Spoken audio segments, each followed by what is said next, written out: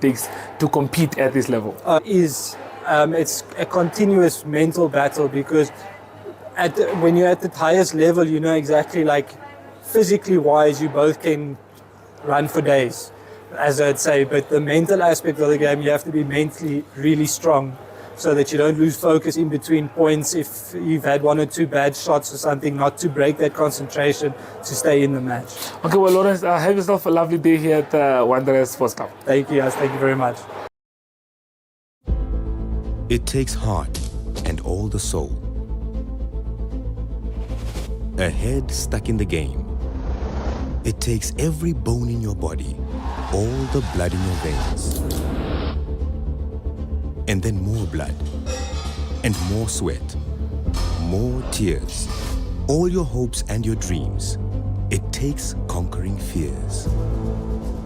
It's late nights and weekends, 6 to 6s, 9 to 5s. It takes sacrifice and suffering, every moment of our lives. It takes kick after kick, being kicked when you're down. It takes fighting for hours, for inches of ground. It takes every last line out, every last second spent. It takes absolute devotion. It takes 100%.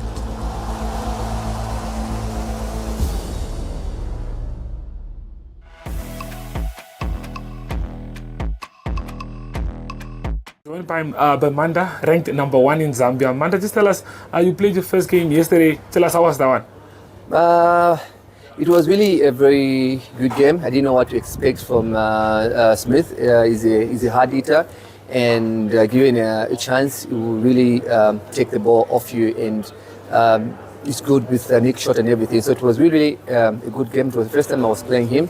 So basically, I didn't know how to approach the game, but as the game proceeds, I had figured out how to play him. It was an interesting game. So yeah, it was quite a good match. Well, all in all, here in Namibia, how's the weather treating you? You guys enjoying it? Yeah, the weather is a little bit different. It's quite warmer than I expected, but other than that, everything is fine. We're enjoying the tournament. The organizers did a very good job. I feel everything is well in place, and we are just enjoying the tournament, and we're happy to be here. Okay, well, what else can we expect from you watching you play here in Namibia? Well, Namibia is one tournament I've never won in on my lists amongst the other trophies that I have.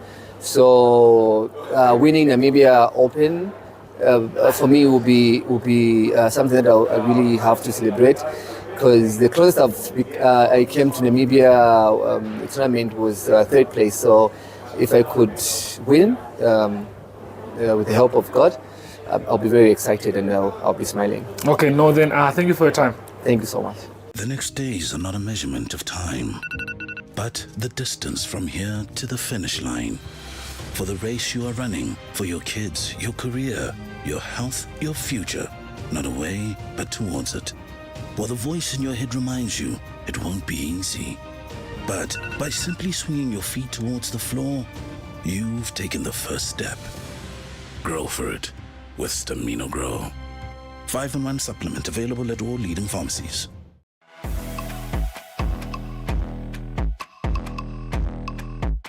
We are joined by Mena all the way from Egypt, ranked number 1 here, number 1 seed here in Namibia this tournament right now. Mena, how are you doing today? I'm good. Okay, played against Dene yesterday from South Africa. Yeah. Good match for yourself, won that one. Just run us through it. How tough was that game for you yesterday? It was a good game yesterday. She played very well, but I found my shots, so I managed to play my game and I won. Okay, well, you have another match today. Yeah. After a tough one yesterday, how did you get ready? How did you get enough rest and get ready for this one today? I eat well, I sleep well, and I had my breakfast today. Okay. And before the match, I had toasted peanut butter and jam. Yeah, full of energy. Yeah. Okay. And that's it. That's all that it takes. Okay, and you said yesterday it was hot out in Namibia. How are you feeling today? Is it still the same? Too hot. And the AC wasn't working in the car. So yeah, it was too hot. Okay, well, Mina, do have a good one and enjoy your match today. Thank you. Okay.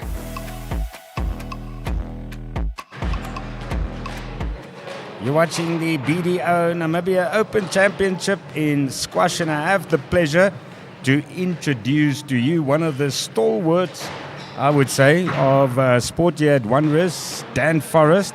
Has been previously on the management of Namibian Squash Association, also on the Wanderers Management Committee. You've been with Wanderers for 33 years. That's a long time, Dan. It is quite a few years. It's a lifetime, actually. Yeah. It's been an interesting time, but this is a wonderful tournament. It is indeed a great tournament. But which sports did you play personally for Wanderers? For Wanderers, just squash, actually. Squash, yeah. Yes, and again, playing for 33 years. And then I brought my kids up to play for Namibia as well. I had the privilege of both my boys, Andrew and Jason, having their colours for Namibia. So I'm very, very happy to be here. And this is going to be an absolute wonderful match here, I believe. The players you're seeing on court is John Anderson. He's a South African junior, under 19, ranked number 7. That is in South Africa. And he's playing against Gabriel Olufun-Milayo from Nigeria. He's ranked 2nd in Nigeria. So we saw it yesterday as well. Dan, I think, bringing in for the first time, first of all, the pro level and players from much more other countries than only South Africa, it can lift our game locally as well. Very much so. Without the talent of the PSA and the guys playing all over the world, we're not subjected to how good these youngsters are. And it brings up so much experience, not only just for the Namibians themselves, but just to be able to watch and learn from these guys and how they train and how they hit the ball and how they think squash-wise is absolutely wonderful to see. Yeah, great squash. You're going to see live on network television and our other platforms, including Sport Rap, of course, on Facebook. And we know we are being watched globally, also from South Africa when their players are playing, because it's not live on most other televisions. On the NBC, I saw they broadcast it yesterday as well. But then, yes, and then looking forward to Monday, a short break, and then Monday is the Four Nations competition. Correct. It's coming up, and it's wonderful to see. I think that for our country itself, and the broadcasting, outside to the world and to within Namibia is wonderful. And Anderson, of course, on your left there, he's in the red trunks and the black shirt, and to his right is Olufun-Milayo from Nigeria in the blue shirt and the white pants. And I think yesterday in the pro matches we broadcasted, in the initial matches, I think things got, the start was slow, not a lot of long rallies, but especially late yesterday when the Namibian number 1 in Jala played. We saw a lot of good rallies, and that's actually what we want to see. That's correct. Max Njala from Namibia, our number 1 player at the moment. Lovely player, very, very fit. But he came up against a guy yesterday that obviously plays in the PSA, and what a wonderful level of squash he played. And it's a detriment to his hard work and training that Max Njala has put in. Yeah, very nice to see. I also spoke to him afterwards, and he was very close in at least 2 of those sets, especially the first one. He could actually have won it. So it's that tiny little bit of difference between the players. Yes, I think it's, again, the level that these guys play at, the consistency that they're playing at that level. They play at, let's just say they get 10 tournaments or 20 tournaments that they're playing in, whereas we're only playing in 6 or something like that. They're probably playing a heck of a lot more tournaments than just 20. And that's where the experience comes in. It's at that level where your body gets punished and your psyche, your mindset. It's really, really difficult. Now, the association locally, Stephen Berry said yesterday already is working with BDO International to even have more prize money next year, to even attract more international players. And yes, Njala, he lost yesterday against Kehinde Temitope. And Temitope will be playing today in the second round. That is at 7 p.m. He'll be playing against Diudevin Mkize. So that's one of the matches up today. This is the second day of the pro part of this competition. So there's 4 matches. We're into the quarters already. That is correct. You know, as they start going into the quarters, the games and the players are stronger and stronger and stronger. You know, as the tournament progresses, the squash and the level of squash gets harder and harder. It's going to be a very interesting game later this evening, but I do believe that this game itself is going to be just as strong in terms of play. They're starting now. They're starting, and Dan will come in now more often to tell us from an expert perspective what's happening on court. Gabriel just served from the right-hand side, so they are love all at the moment.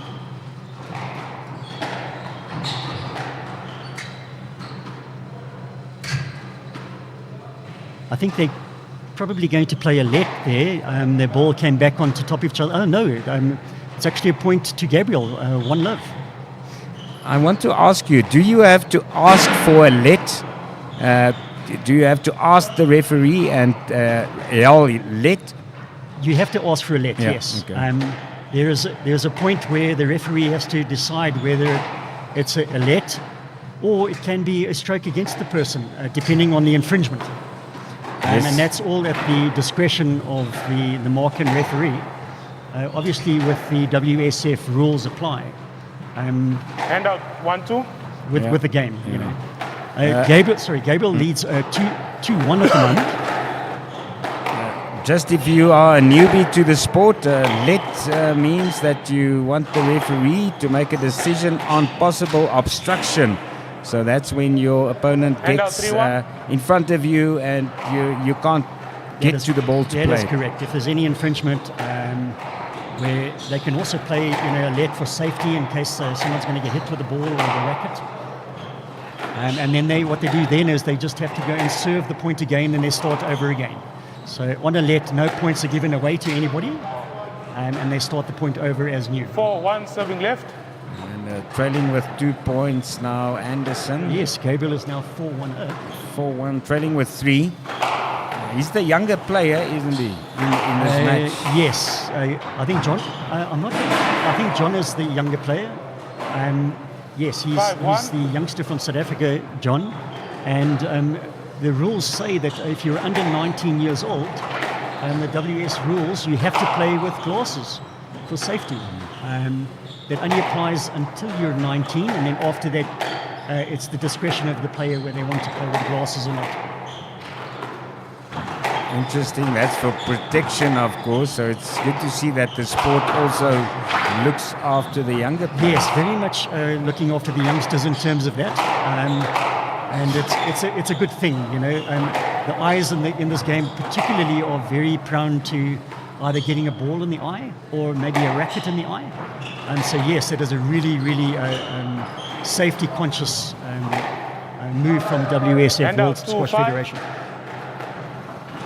John played a lovely boast there, and Gabriel was going the wrong way. So now it is 2-5 to John. And it seems they, really sticking to the tee at the moment, not really playing, pushing the player to the back and then dropping short at the front.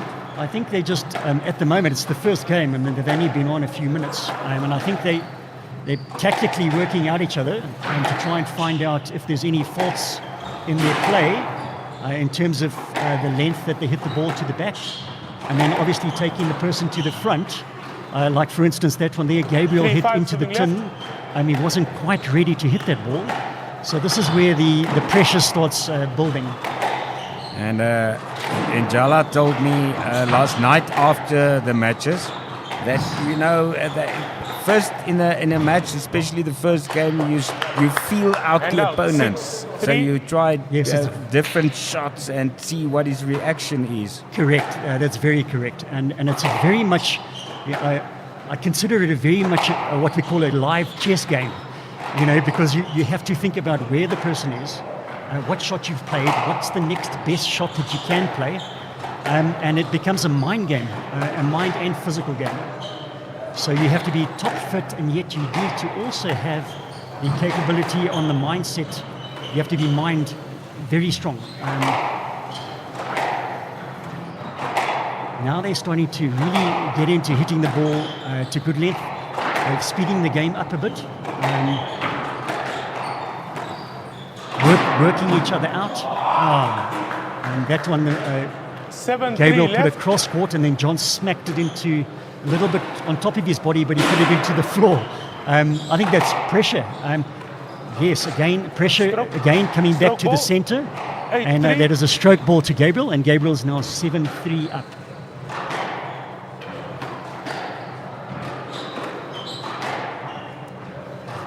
Lovely boast there from John. He hit And the out, sidewall 4-8. first to the front wall, taking the opponent to the front, and Gabriel wasn't able to bring the ball back, and he got the point. So it's now 4-8 to John, because John is serving.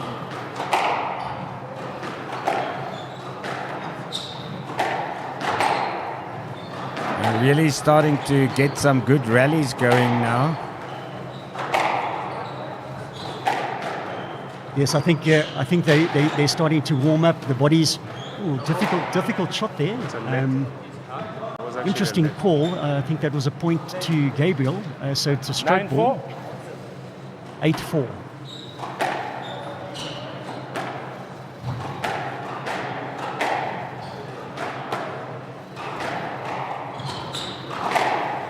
The Nigerian now 2 points away from winning the first game. That is correct. First set. Yes. Yes. Beautiful hit there by 10-4. Gabriel Game ball, into huh? what we call the neck, where the ball just rolls out of the neck, where the other person cannot successfully return it. And there was a lovely point for 10-4 up for Gabriel.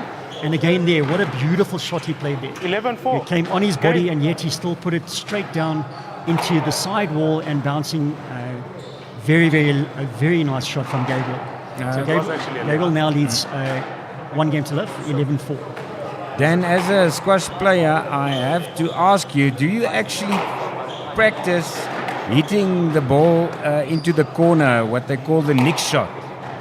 Yes, it's Don. Yes. So yes, you can train it. Obviously it takes years and years to be able to play at this level. But the top squash players, even in our country, train. So you do a lot of what we call ghosting and a lot of drills, where you hit just down the wall, anything up to with your opponent, 200-300 times down the left-hand side, and you do the right-hand side, and then progressively you can train to take the ball early into the neck. Just an apology to my co-commentator. It's my handwriting, I believe. It's Don Forrest, not Dan. I'm Donnie, coming from Daniel. We're going to take a very short break, and then we'll be back with the second set.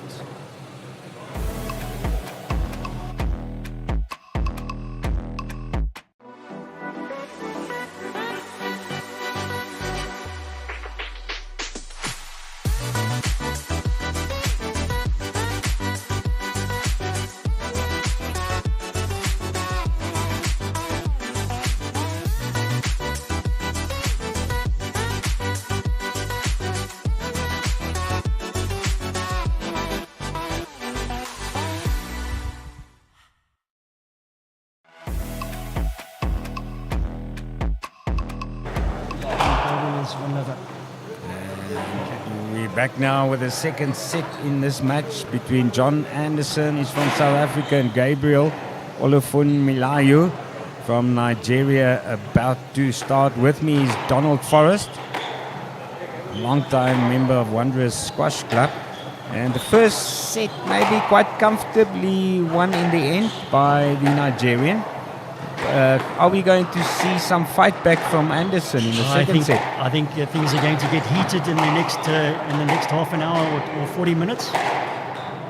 But it does look like Gabriel at the moment has got a little bit of an upper hand. I'm not quite sure if John might be, a little bit pretentious in terms of nerves. It's a very big game, and the nerves plays a big part in a match. He did very well to get to that ball. Yes. Who won that one? John. Gabriel got to that, and I think he won the point there. And one love? John is now 1 love up.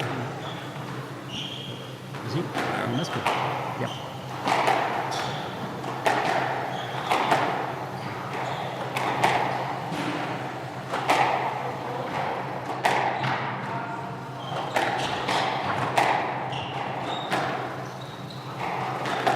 At the moment, they are very much playing a tactical game, so they're moving it to the back 2 corners, and that is where we apply pressure on the other person to make the mistake, and then the other person would then go in for a very good either kill shot or moving shot. You can see the tempo has gone up, Daniel.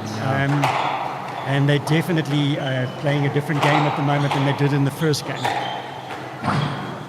Yeah, a lot longer this rally as well than the ones we've seen in the first set. Gabriel took that one now. It's 1 each, where Gabriel got the point on a difficult shot coming back to the body from John, and Gabriel then put it away with a beautiful little drop onto the first left-hand side. There was a lovely point.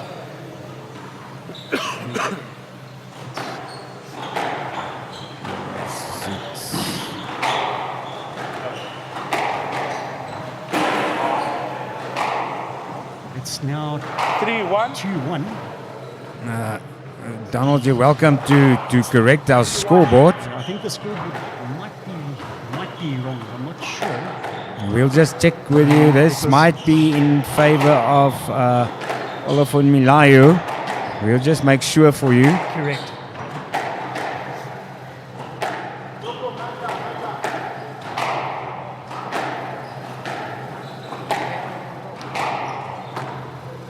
And they're just trying to sort out the scores at the moment. I think there is maybe a mistake there. 4-1. And we'll just get them to adjudicate and come back to us with the right score. I think Gabriel might be 1 point up at the moment. I'm not too sure. We'll sort that out very shortly. A closer shot there to the players here in the back of the court. But like you say, definitely the tempo is higher than in the first set. Yes, definitely, and it's now a game of how they construct the point in terms of how tight they get it to the sidewall and how far back they can now take the person into the back 2 corners. There, Gabriel took John to the back right-hand side of the court. Very nice shot. He was under pressure and he made a mistake. It was a very, very nice shot from Gabriel to put a lot of pressure on John. Gabriel's really up the tempo at the moment. Again, putting more pressure there. As you can see, Gabriel came through from the center. John put it through to the center. Huge mistake. Lots of pressure coming onto John. 2 quick points there in a row. Hand out 2-6. And now it's Anderson who gets the serve. A point And back. we've got a lot of quick points Hand out, happening here. 7-2. Gabriel is now 7-2 up. And he's applying a lot of pressure on John. Gabriel is consistently on the tee.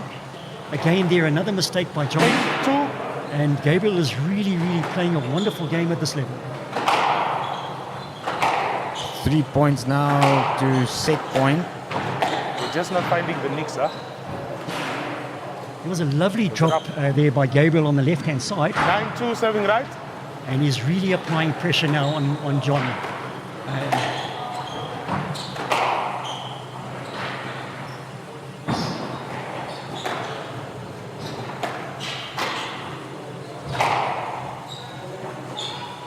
Again, Gabriel is now pushing John with the side balls. He's pushing John to the front right-hand side. Then he's playing him back to the left-hand side, back corner, and then applying the pressure, doing 3 or 4 times at a time. He's working John's legs. So the lactic acid from yesterday's gains are now starting to play on the body. And he's applying pressure. Again, there another pressure shot. He played John back to the right-hand side, where Gabriel then took a nice, beautiful volley to the left-hand front wall, and he got his point. Gabriel now is on game ball. Oh, what a lovely shot by John. We smashed it from the right-hand side to the left-hand corner into the neck, and it basically rolled out. Daniel? Yes, game ball. And it's games, not sets like in tennis. You call it games in squash. We call it game ball. It's the best out of 5 games. John took Gabriel to the back left-hand side there, where Gabriel played a lovely post. It's a side wall to the front wall, and he got the point. Gabriel now leads 2 games to love. So it's John Anderson and Gabriel Olofun-Milayu taking a short break again. We'll do the same and give you some rest as well if you're watching at home, or of course from wherever you are. Network TV will be back with you shortly.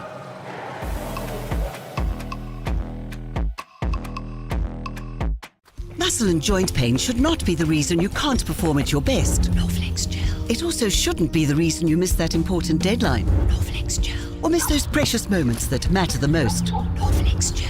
Norflex Gel penetrates through the skin, numbing the area and relieving pain and inflammation. Norflex Gel is now available in the pharmacy aisle and in supermarkets.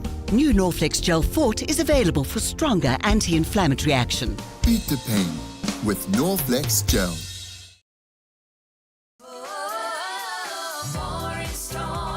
Win a double trolley dash in our birthday promo while saving on these. 10 kg top score for $112.99. 2-liter original Coca-Cola for only $18.99. 1.5 kg real good mixed chicken for just $64.99. 750-gram Nola mayonnaise at $28.99. And 700ml all gold tomato sauce, also only $28.99. See the details of our incredible double trolley dash.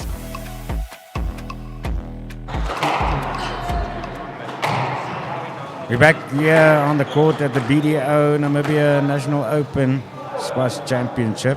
Games are And 2 laps, Donald Gabriel. Forrest just told me they have 2 minutes at the pro level to take a breather between the sets, and we're back on. Yes, they are back at the run again, and the pressure's back onto John. He's 2 games down. I think we need to just get the guys to look at the score again, Daniel.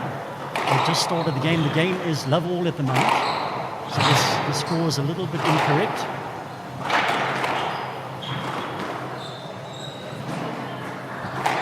It might be that we crossed over a little bit late. We'll just make sure of that again for you. So starting to look like there will have to be a big fight back here by Anderson if he wants to have any say in this match. Yes, but I think Gabriel is applying so much pressure on the moment. John just hit the ball high above the 2 sidelines on the right-hand side, and obviously that's a straight point back to Gabriel. And I think the pressure's starting to build on John.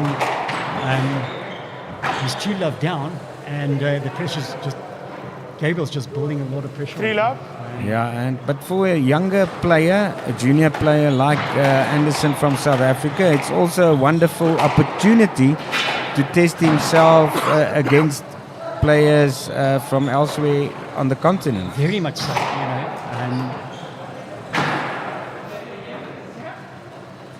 Gabriel's a really, really good player, and he's number 2 in Nigeria. And there's, from what I can see, He's got a very, very good movement on court. He's consistently on the tee. His drops in his length game is lovely to see. And he's just applying more and more pressure. He's 5-love up at the moment. And the pressure is just building more and more on John Anderson. Once the pressure builds up too much, one tends to make more and more mistakes from the player that's at a deficit, if I can say that. I think it's like in any sport, it's always difficult to make a comeback, especially if the lead grows a bit.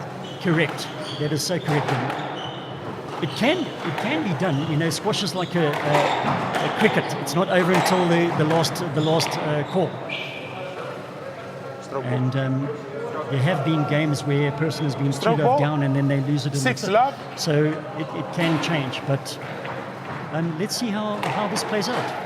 6-0 Again, up 7 up there. Another mistake from John under pressure, putting the ball into the tin from the serve. And I think, as I said before, the pressure is just going to build more and more and more on John. Whereas Gabriel now is in a rhythm of mind and his body movement at the moment. And he's just progressively enjoying his game and playing some very elusive, beautiful shots there. 8-love. So it's Olafun Milayo. It's looking like he's going to go through to tomorrow's semi-finals. And remember, then the finals on Saturday. But let me not count my chickens yet. Still 3 points to winning the game. Yeah, let's see how it plays out. But Gabriel is now, he's really up the pace. He's hitting the ball so well. And he's playing all the corners beautifully. And he pushes it back to the right-hand side length, putting the pressure on John. And again, what a beautiful nick ball. I actually thought that would have been a point against John, and it is. So it's now 10-love in the third. Game and match point to Gabriel. And out 1-10. There's a change of serve there where John made a mistake. And it's now 2-10. It's still match Left point side. to Gabriel. Oh, we started this one.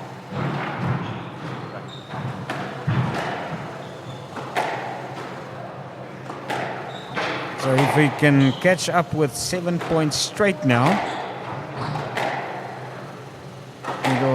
it'll be a very big ask, of course, and a very good exhibition, I think, here from Olafun Milayo.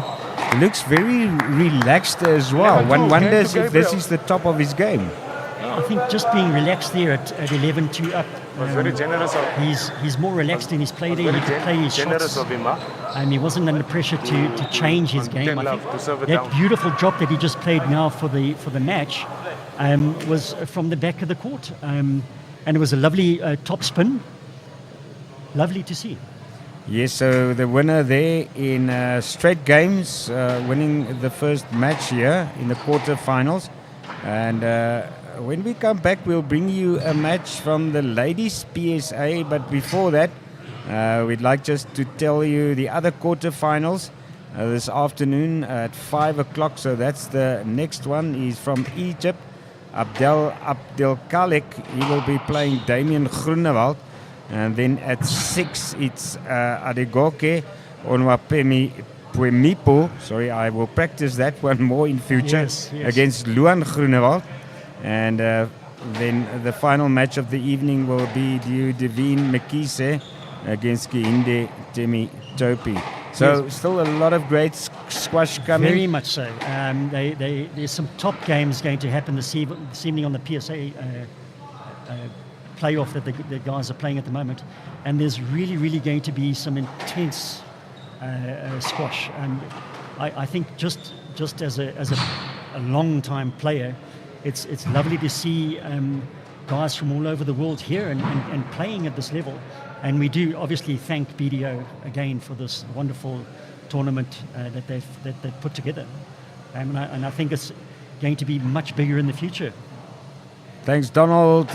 We'll be coming back with the next match at 5 o'clock. Like I said, ladies PSA. Before that, we'll be taking a break.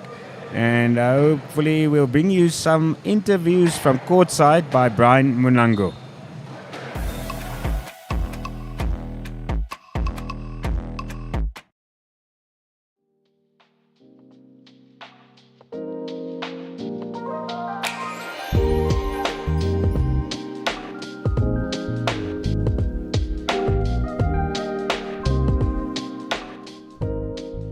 NAMRAD strives to provide the best radiological care.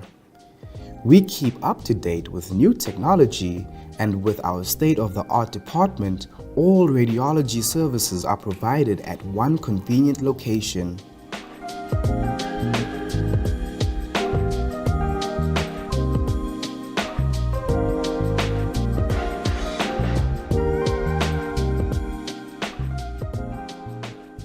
You can find them at Lady Pahamba Private Hospital, corner of Frankie Fredericks and Umbika Street, Kleine Cooper, Windhoek.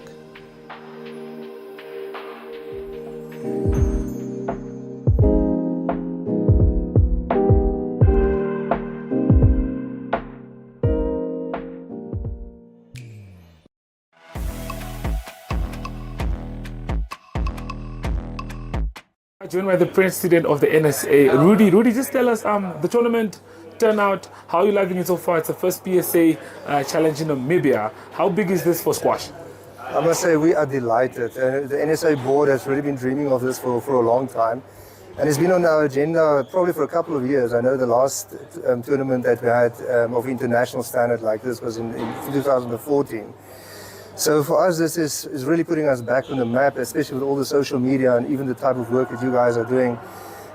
It's really going to elevate squash, and specifically in terms of our development vision that we have. We want to take it to the schools, and we want to get schools involved, and really start working at grassroots level and just building it up for the future. So that we, this is wonderful sporting code, as you can see also. You see people from all nations involved. So we're really excited about this. And it's also aligned to our vision. We want squash to be played in all parts of Namibia. So, and we're not there yet, but I think this is going to just raise the standard quite a bit, yeah. Yeah, I mean, we saw with the likes of Max playing yesterday, tough game for him, ranked number 1 in Namibia. I'm sure you watched that one. So what are your thoughts on the competition that we have going on here at this tournament right now? It's amazing. I must say, even to see the Egyptians play and the standard of squash that they have, the development that they have, one of the things that people don't realize, Max is our number 1, but he's over 40 years old. So he's actually brilliant. Yeah. If the World Squash Federation, you start playing master squash at 35.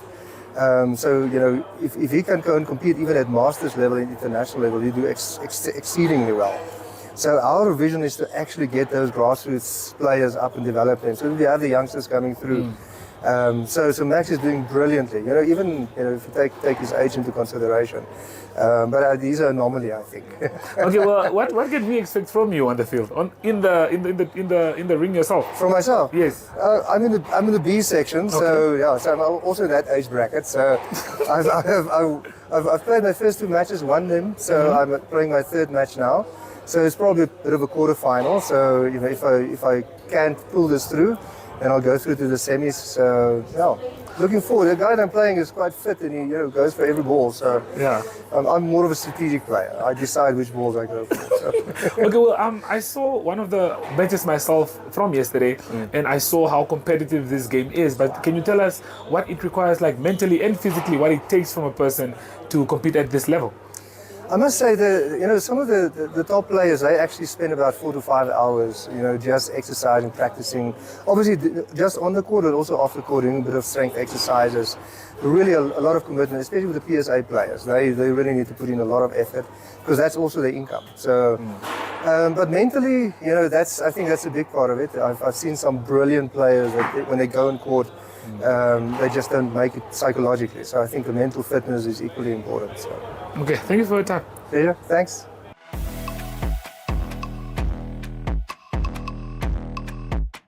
Well, we are joined by Frosty here. Frosty, you had your first PSA match yesterday with a Nigerian. Just tell us, how was that for you? So to play a PSA event is such a privilege, but it was quite stressful as it was my first PSA event ever. And to play against a professional from Nigeria, I mean, it's just an honor to have that exposure. And coming in, it was tough. It was the first set I think it was 14-12. And I mean, for me to be able to, get that amount of points against a high, Nigerian athlete it was great.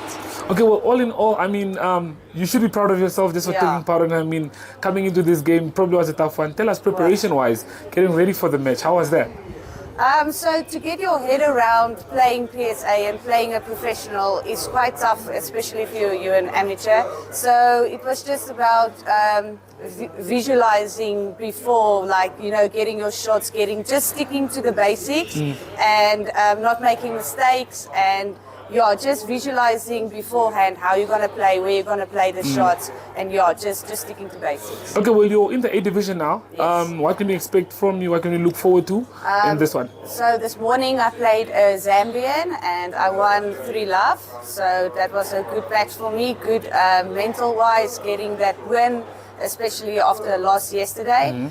And then I think I was ranked 13 when I came down, and I think she was now ranked number 3, so I took her place. So it's a good position, good boost, good, mentally a good win. Okay, all in all, I mean, you played yesterday, played today. Based off what I saw, it's really a demanding game. It requires a lot. What's your recovery like? What do you do to recover and make sure you're ready for the next day? So a lot of water and slow mag. Make sure you have a good meal the night before. And like yesterday, if I played 4 o'clock in the afternoon, I would eat like 1 o'clock, so a big meal. And just a lot of water, stretching. Make sure you get the body moving, quite dynamic and static stretches. Okay, well, thank you for your time, Fasti. Okay, thank you very much. It takes heart and all the soul. A head stuck in the game. It takes every bone in your body, all the blood in your veins. And then more blood, and more sweat, more tears, all your hopes and your dreams. It takes conquering fears. It's late nights and weekends, 6 to 6s, 9 to 5s. It takes sacrifice and suffering every moment of our lives. It takes kick after kick, being kicked when you're down. It takes fighting for hours for inches of ground. It takes every last line out, every last second spent. It takes absolute devotion. It takes 100%.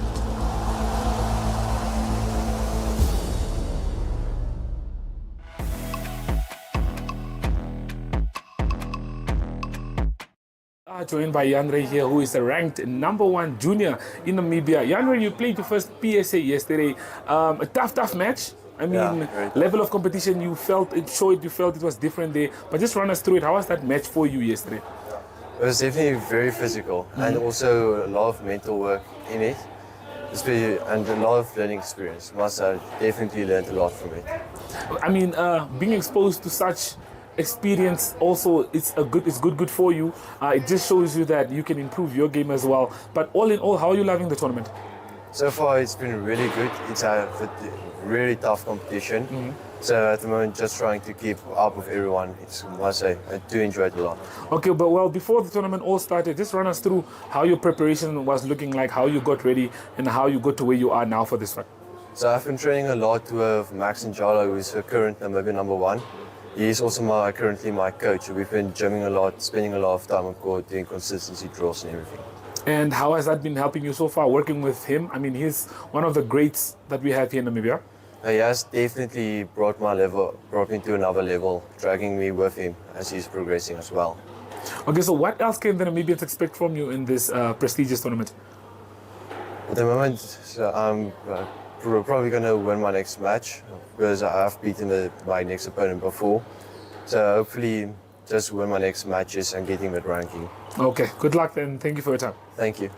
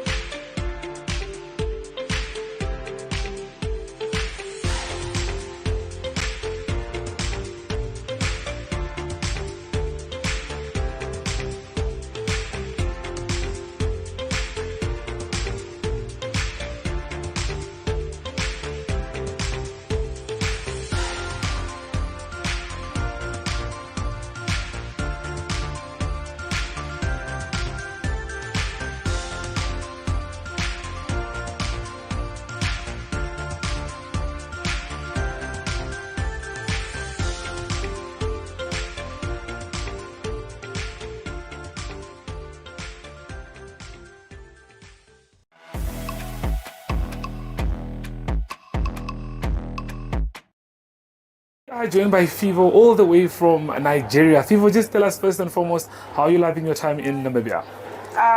Nigeria is very. Namibia is very cold. Is it cold? Yes, but it's very relaxing. Okay. Yes, I love Namibia. Yes, Namibia is okay. Okay, well, speaking of the PSA, the tournament that we have going on here, preparation-wise, how have you been getting ready to make sure that you're in tip-top shape for the tournament? If I should be very, very honest, I have not been on court for a very, very long time. I'm Okay. like, Namibia, let's come for the experience and everything. But getting ready like for the matches, no, like 2 weeks before, I was like, he has to go back on court fast. Yeah, that hurt like, but nothing really. Muscle and joint pain should not be the reason you can't perform at your best. Norflex Gel. It also shouldn't be the reason you miss that important deadline. Norflex Gel. Or miss those precious moments that matter the most. Norflex Gel. Norflex Gel penetrates through the skin, numbing the area and relieving pain and inflammation. Norflex Gel is now available in the pharmacy aisle and in supermarkets. New Norflex Gel Fort is available for stronger anti-inflammatory action. Beat the pain with Norflex Gel. The next days are not a measurement of time, but the distance from here to the finish line. For the race you are running, for your kids, your career, your health, your future. Not away, but towards it. While the voice in your head reminds you it won't be easy. But by simply swinging your feet towards the floor, you've taken the first step. Grow for it with Stamino Grow. 5-in-1 supplement available at all leading pharmacies.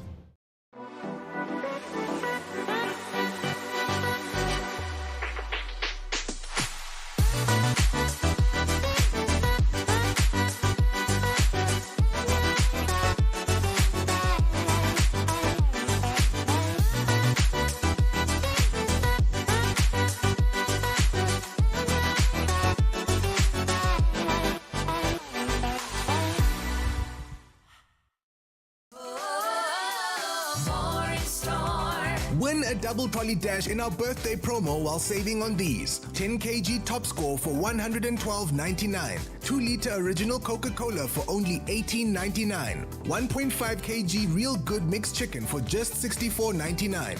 750-gram Nola mayonnaise at $28.99. And 700ml all gold tomato sauce, also only $28.99. See the details of our incredible double trolley dash competition at vurmanbrock.com.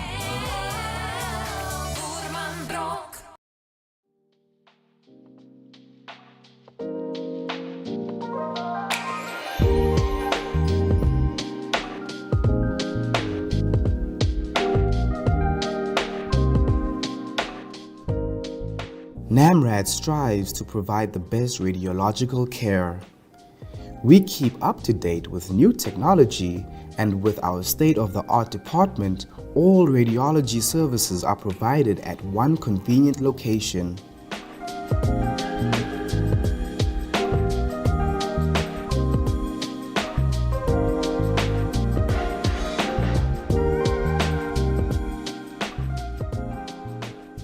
You can find them at Lady Pohamba Private Hospital, corner of Frankie Fredericks and Umbika Street, Kleiner Cooper, Windhoek.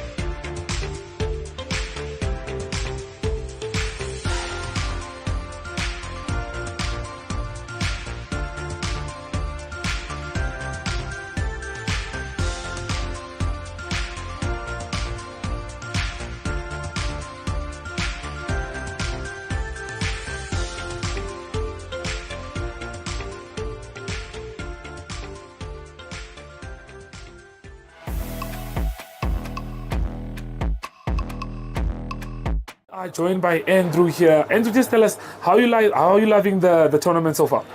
Oh no, it's fantastic. Showing the world-class facility that Wanderers has, and being able to show it off in front of all the Namibian fans, and then also having the international players here from Zambia, Kenya, Egypt as well. So it's absolutely fantastic. The atmosphere at Wanderers is vibing.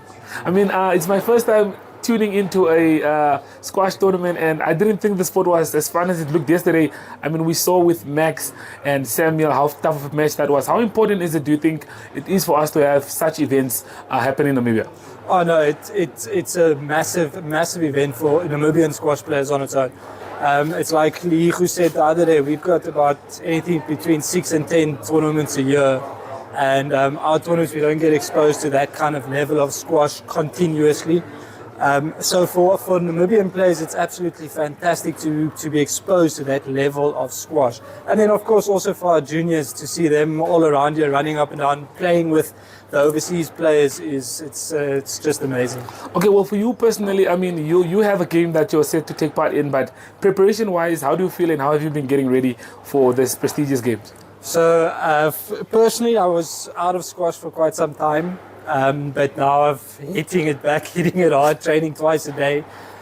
So preparation-wise, I do a lot of solo work by myself, and then fitness is one of the most key factors for squash. As you've probably seen on the squash, there's a lot of running involved. Yeah, no, I actually thought it was an easy sport to play, but seeing what happened yesterday, can you just tell us how much of mental preparation and physical preparation it takes to compete at this level? Oh no, it's a lot.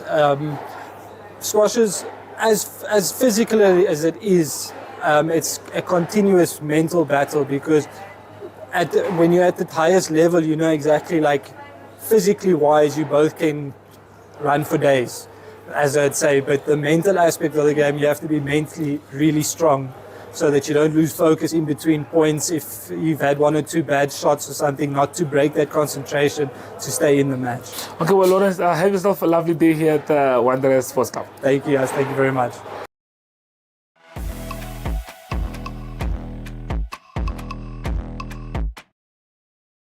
Joined by the president of the NSA, Rudy. Rudy, just tell us the tournament turnout, how are you loving it so far? It's the first PSA challenge in Namibia. How big is this for squash?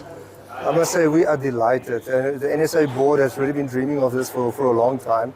And it's been on our agenda probably for a couple of years. I know the last tournament that we had of international standard like this was in 2014. So for us, this is really putting us back on the map, especially with all the social media and even the type of work that you guys are doing. It's really going to elevate squash, and specifically in terms of our development vision that we have. We want to take it to the schools, and we want to get schools involved, and really start working at grassroots level and just building it up for the future.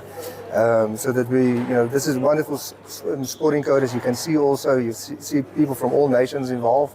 So we're really excited about this. And it's also aligned to our vision. We want squash to be played in all parts of Namibia. So, and we're not there yet, but I think this is going to just raise the standard quite a bit, yeah.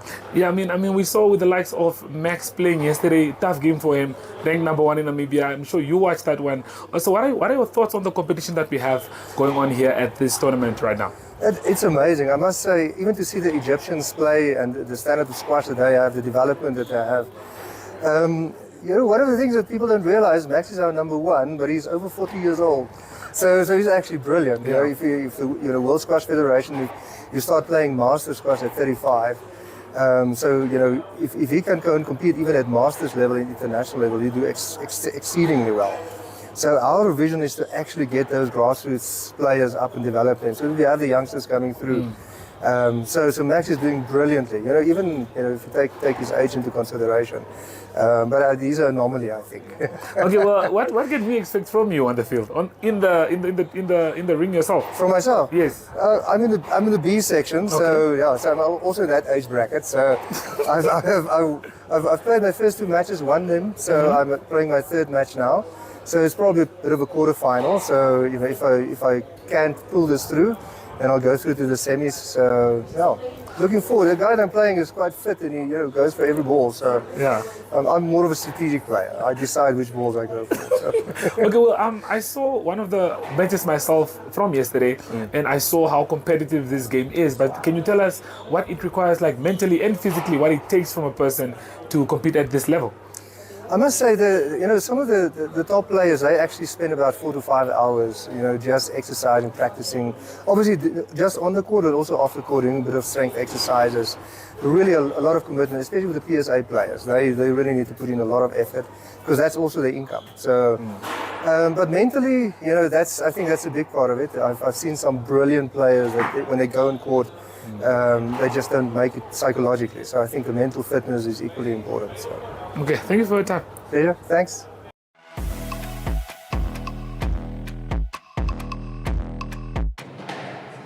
We are bringing you interviews with some of the very well-known faces in Namibian squash. You just saw there Rudy Kukamur from Visions Consulting. They are one of the sponsors of the 4 courts here at the BDO Namibian Open. The other sponsors of the courts are Sanlam and Pupkovic, so those are also the names of the courts here. Up next will be Hayley Ward playing Amina El Rihani. That is in the ladies PSA division of the competition here. PSA stands for, if you don't know it, Professional Squash Association. Now, yesterday, Mena Valitchi beat the young Danae van Sail. That is the match we brought you yesterday. She, just before this, had her quarterfinal match against Favor Otukpe. We'll bring you that score if we can get it. So this is the second quarterfinals in the ladies PSA competition at the BDO Namibian Open. Like we saw yesterday, as the afternoon goes along and people can get away from work, the stands filling up. Yesterday also at the Egyptian ambassador here, together with staff and citizens from Egypt, bringing the flag along, supporting their players. A lot of Egyptian players here at the Namibian Open. A lot of them looking very strong, should be able to get through to the semis and possibly the finals. Remember, we'll be back on NTV with live squash tomorrow again from 4 o'clock onwards, and then on Saturday with the finals. We'll be cutting our feed on network television shortly, and you can still keep watching on Facebook. Sport Wrap is the page's name, where you can follow all the live action here from the Windhoek Wanderers squash courts in the Namibian capital city. So we see there the players warming up now. Hayley Ward to your left on screen now. She's playing Amina El Rihani. So both of them progressing after yesterday's first round to today's quarterfinals.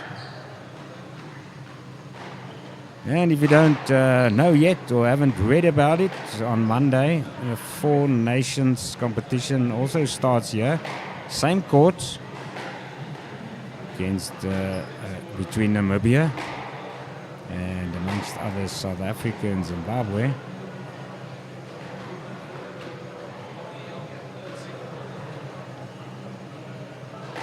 Players have 5 minutes to warm up on each side of the court. In the pro level, the breaks between the games are also a bit longer, 2 minutes.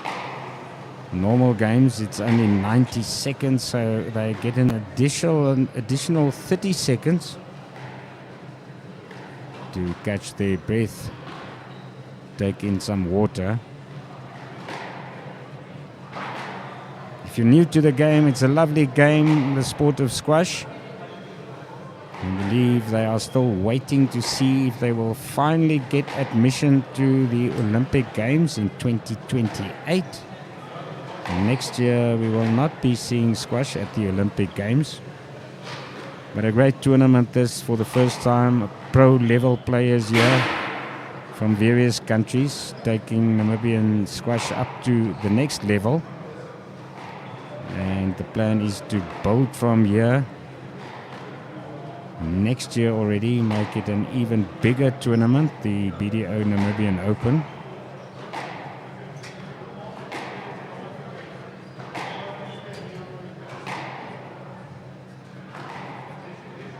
In the other ladies PSA matches later today, at 6 p.m., Busayo Olotunyu will be taking on Isaac Blessing.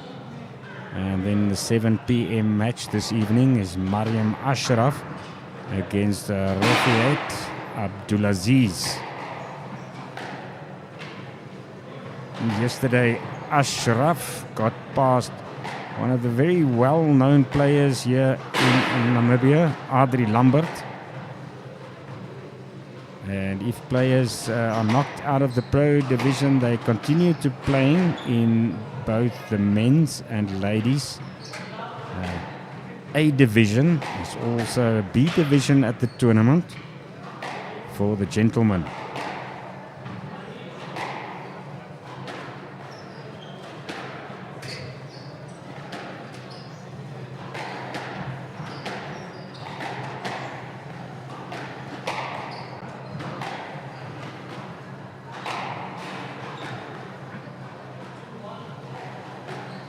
Just to orientate you, if you are new to squash, once again, you see the two boxes. That is where players must serve from.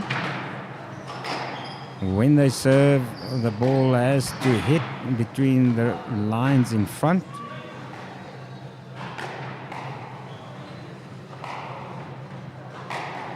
Playing the best from 5 games to determine the winner. And up for grabs in each game is 11 points unless players are, for example, a 10 each or 11-10. And then they have to play until one of the players have a clear 2-point lead, and that player will then be the winner of that specific game.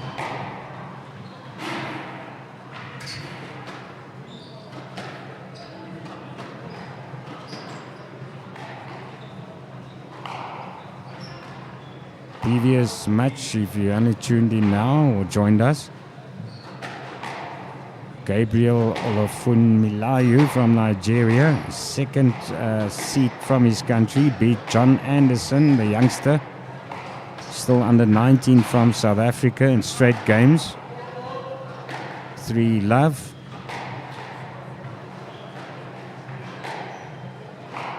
In our broadcast since yesterday in the pro level, all the matches has been won 3-0. So we yet to see a game now, at least the ones we broadcasting, that goes into a 4th game or maybe a 5th.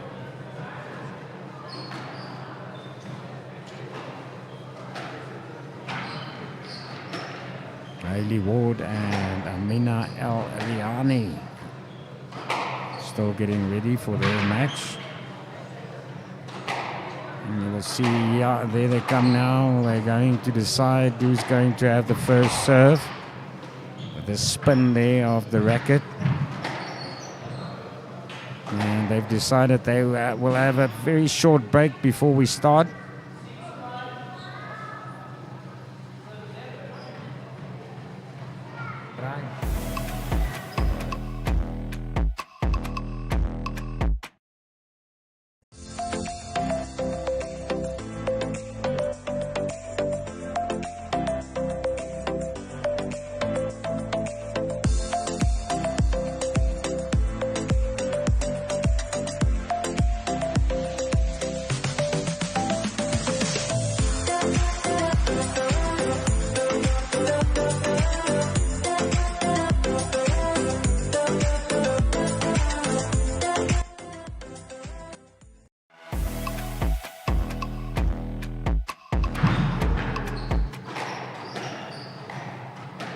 And we're ready to start now. Ward against El Riani. This is one of the 4 quarterfinals in the BDO Namibian Open. Level. PSA for ladies. And it's Ward getting the match off to a start.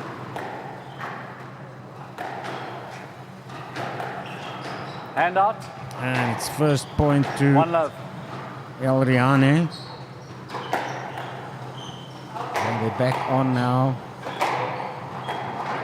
Feeling each other here in the first game of this match.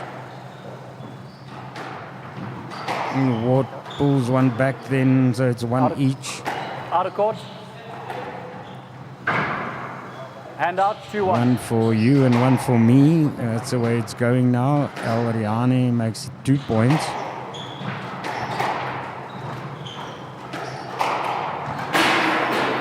Starting to put some muscle now behind the ball there, but a mistake. Hitting the tin. Serve still with El Riani.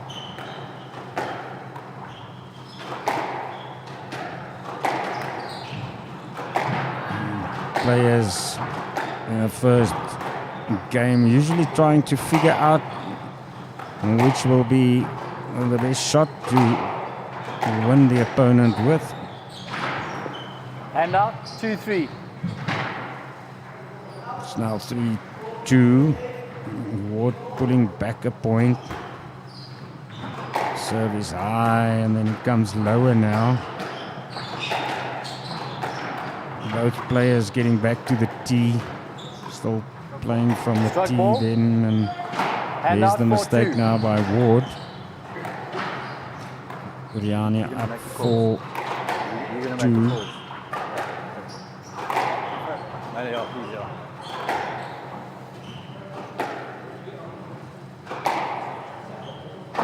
you're new to the game, the blue line you see on the top of the wall, if you hit it beyond that, that is out of course as well.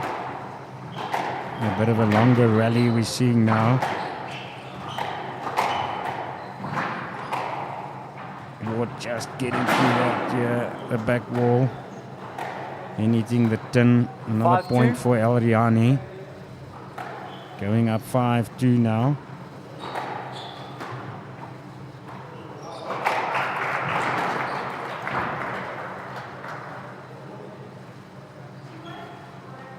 And asking for a let there.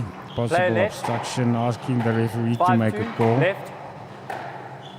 So no point, it seems, awarded there. We'll see what the referee 6-2. score says. There's another point now to El Riani.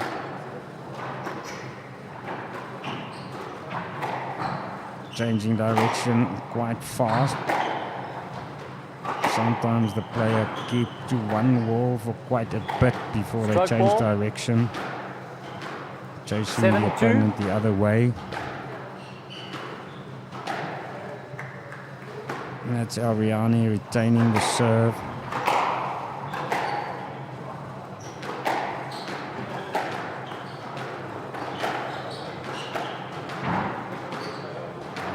Playing short at the front of the court. And then there's the 8-2. drop ball Right. beating Ailey Ward.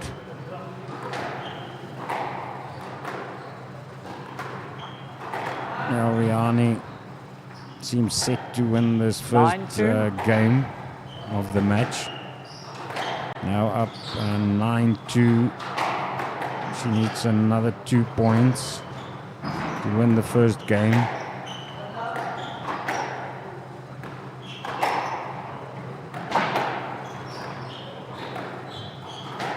And yes, 10-2, game Ward ball. not happy with that shot. 10-2 now. This is game ball for El Riani.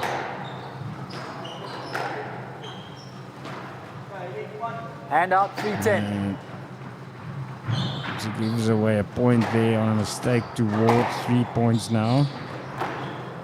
for her. Game. Yes, 11-3. and player not calling there for a leg for obstruction. So the winner of the first game is Amina El Riani. Is playing Hayley Ward. It's the best out of 5 games. There's some of the spectators here. And if you have the time, please come out, support the Namibian Squash Association and our players. Still action in the men's A division, also on the Vision Court, going on as we speak. Also on the Papkevich Court. We'll be taking yet again a short break. We'll be back with you shortly. Win a double trolley dash in our birthday promo while saving on these. 10 kg top score for $112.99. 2 liter original Coca-Cola for only $18.99. 1.5 kg real good mixed chicken for just $64.99.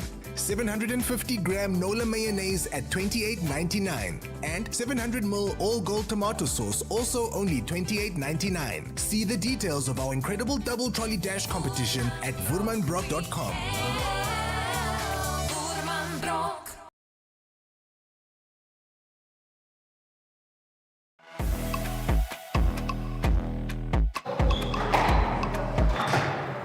We're back here with a second game in this ladies' PSA match between Hayley Ward, she's from South Africa, and Amina El Riani from Egypt. One love. Clear victory there in the first game, 11-3, as you can see. It's already gotten a point. Getting another one in the league from the start of the second game. Some applause in the background for the other matches going on at the moment. Also a men's PSA quarterfinal final being played at the same time. There's Ward now pulling back a point. Almost catching out there Ariani. We saw from the other Egyptian players yesterday. They're very nimble, very quick on the court.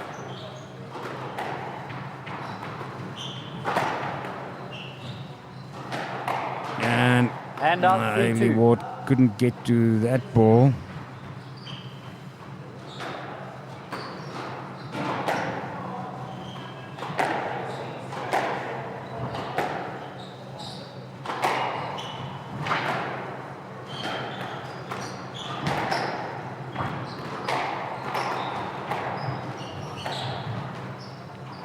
Should be 4-2 already, I believe.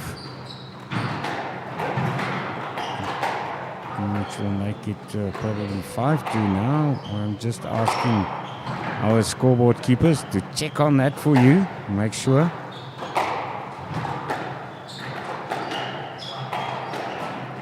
Hand out, 3-4. Hitting the tin there, giving it away to Ward. 1 point now for Ward. And 3 points.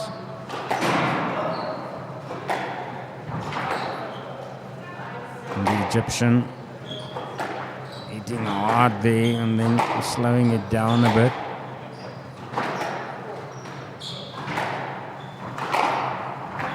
Bit of a longer rally we're seeing now.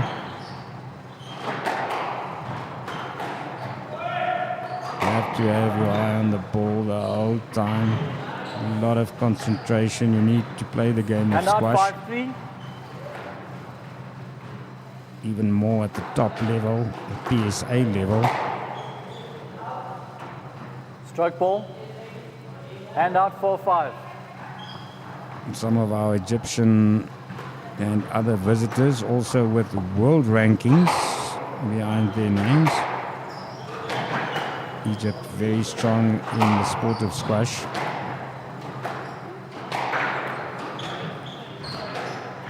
Hand out, 6-4. So this time Hayley Ward staying in touch in the second game of this match. Elriani pulled away a bit quicker in the first game. 7-4. That's a point to Elriani now. 3-point lead now for her.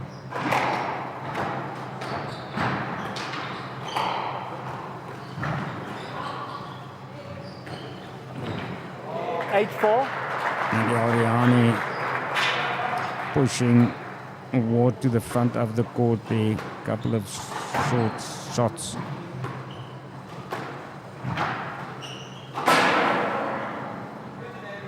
And out yes, 5-8. the loud bang there. She hit the tin at the bottom. That is, of course, out. So Ward manages to pull yet another point back. 8-5 now. Yeah, 6-8. Hayley Ward couldn't. No, she actually won that point. And she can restart. 8-6 now. We might see Ariani Handout 9-6. increasing the tempo now.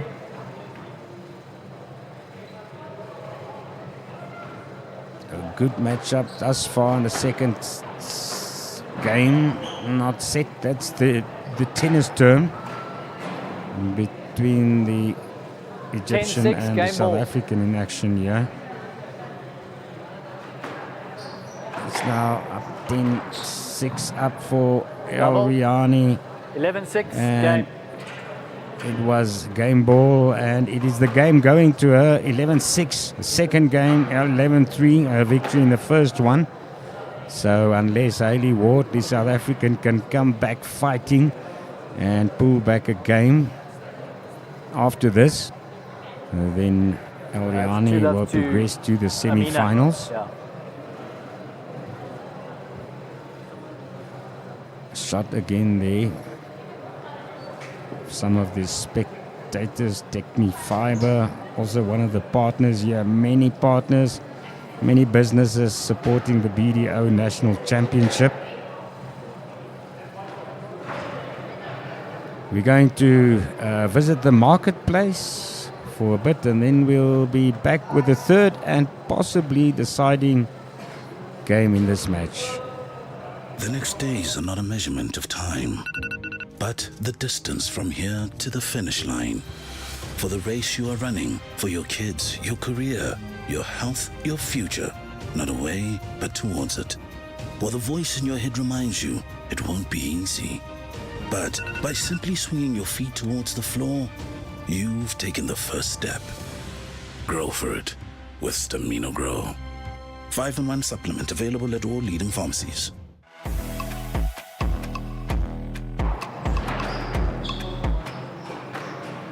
Back on court now. The two players. love, It's a love all. start of the third game. And it's Ariani starting the action here. Shorter shot there, and then Handout 1 love. it is the South African getting the first point in the third game.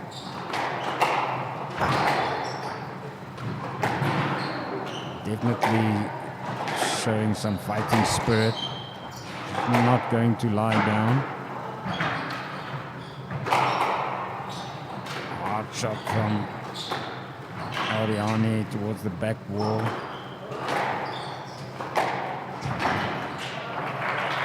And ball still in play. Longer rally this one.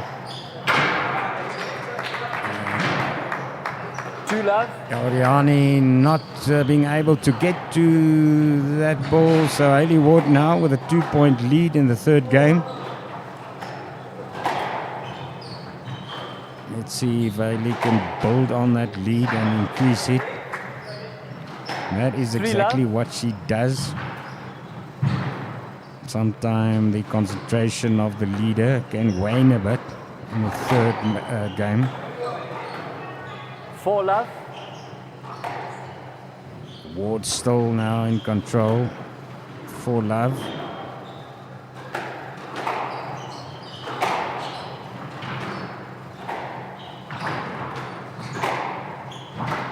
pushing Ariani back.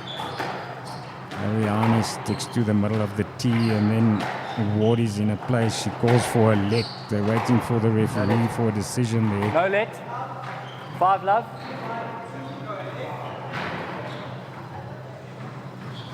I'm not sure what the decision was there on the call for the let. Missed that one. And welcome back to Stephen Berry behind the microphone with me. Stroke ball. And we're seeing here a fight back 6 love. attempt from Hayley Ward, the South African, in the third game. It's good to see. I was stuck on the other side now watching the Damien Groenewald against the gentleman from Egypt, the number 1 seed in the tournament. And it's a great game of squash on that side. Damien Groenewald seeded number 6 in the tournament with the Egyptian seeded number 1. That should be a let. Hand out 1-6. Yeah, so they've Damien taking the lead. They're winning the first game. You can hear the crowd there in the background. According to our scoreboard now, the first point there for Alviani.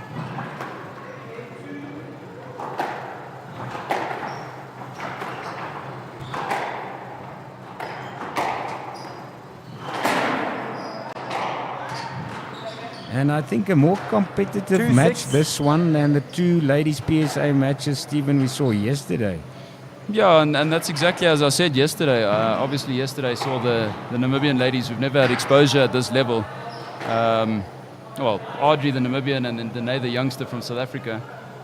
They still got they're quite a far way off, but Hayley Ward is the number 1 in South Africa. She does get a lot of exposure against these players. 3-6.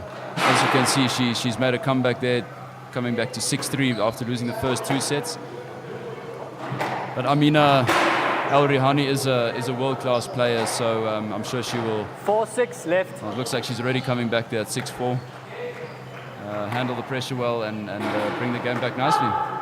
Of course, as the tournament progresses towards the finals on Saturday, we will see better play than in the initial knockout round.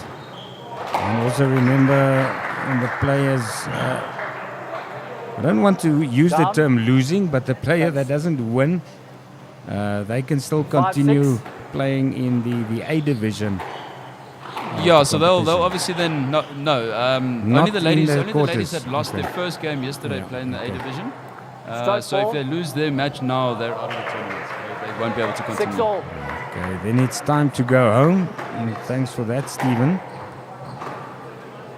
Fortunately for Hayley Ward, she will be remaining for the test series for South Africa against Namibia and Zambia next week. 7-6.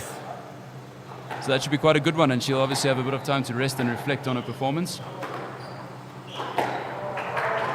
Is Zimbabwe the 4th country? Isn't it 4 countries playing next week?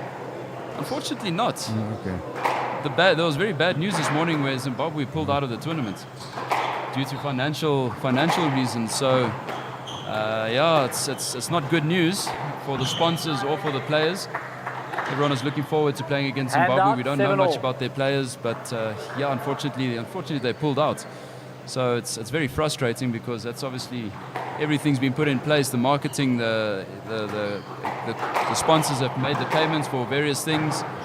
The ministers, being invited. The sports commission's going to be, and it's not a very good reflection, unfortunately, when an international team pulls out on number 99 for it's most whatever the reason might be. Yeah, it's most unfortunate. I'm sure we'll still see great squash there. Yeah, so at the moment the organizers are trying to arrange and get Nigeria to replace Zimbabwe, as there are a couple of Nigerians taking part in this tournament. Hand out 8-all. I don't know what the latest update is on that. I mean, there are obviously 4 Nigerian men and 5 Nigerian ladies, so they just need to try and bring one more in. But I'm not sure what the complications are, or what the procedures are, let's call it that, with regards to getting those players visas, or that player that needs to come in's visas, and obviously it's extra cost for flight tickets and accommodation. So there's not much time. It was literally today and then tomorrow, and then obviously it's a weekend, so not much will happen then. So we'll see what happens. and we'll wait for the latest updates. Hopefully tomorrow we'll be able to give an update on that. A close battle here in the third game of this match. 9-8. El Rihani's experience is definitely coming through there. She was under a bit of pressure at 6-love down, but she's brought it back to 9-8 up. So she's done really well there, and Hayley Ward's got a major uphill battle there if she wants to bring this back from this position. Double bounce there, that takes it to 10-8, and that'll be match point to El Rihani. 10-8. Match ball. Let's see if Hayley can fend this off and pull something back there. Game ball and match ball now. We're seeing the possible last action in this match. Good cross court short there by Ward. El Rihani getting to it easily. And that's match to Amina El 3-love Rihani. to Amina. Hayley Ward will be very disappointed. I'm sure she would have hoped to pull this one off. Obviously, a win there would have given her pretty good paycheck, obviously, as well, as she'd made it to the next round, but also very good ranking points on the PSA. So that didn't happen, but I think she can be proud of herself. I mean, thanks. Amina El Rihani is a well-known player on the global circuit. Hayley Ward is still making her way into the national circuit, so she's still got to make her way up there. But El Rihani, that's a good win for her, and I think she'll be looking forward to the semi-finals tomorrow. And good progress also shown there by Ward. 3, 6 and then 8 points over 3 games in this match. We'll be taking a short break once again, Stephen. Me and Stephen Berry will be back for the next match, which will start at 6 o'clock. It takes heart and all the soul. A head stuck in the game. It takes every bone in your body, all the blood in your veins. And then more blood, and more sweat, more tears, all your hopes and your dreams. It takes conquering fears. It's late nights and weekends, 6 to 6s, 9 to 5s. It takes sacrifice and suffering every moment of our lives. It takes kick after kick, being kicked when you're down. It takes fighting for hours for inches of ground. It takes every last line out, every last second spent. It takes absolute devotion. It takes 100%.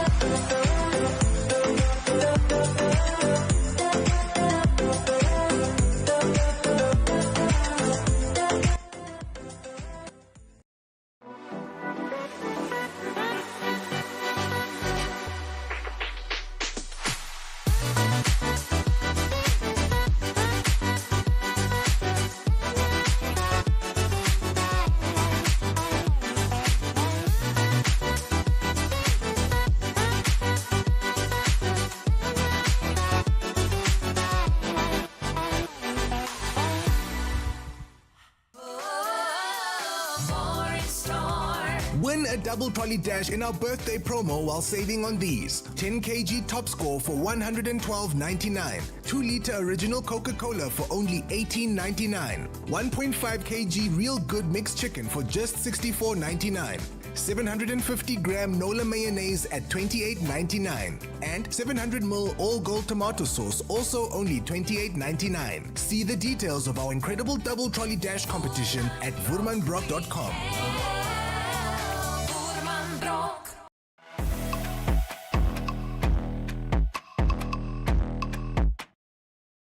Well, we are joined by Amina all the way from Egypt. Amina, a good game against Hayley from South Africa. Just tell us, how tough was today's match compared to yesterday? it was tougher than yesterday so much, and I played really well, better than last tournament and everything, and my lengths were really good, and the court was really nice and everything. Well, I spoke to Mina yesterday, and she said it's really hot in Namibia. How are you liking the weather here? The weather is really hot and dry, yeah, and my breath was really hot, and the court was like I was dying and everything, yeah. But all in all, how are you loving your time here? How are you feeling with your performance so far?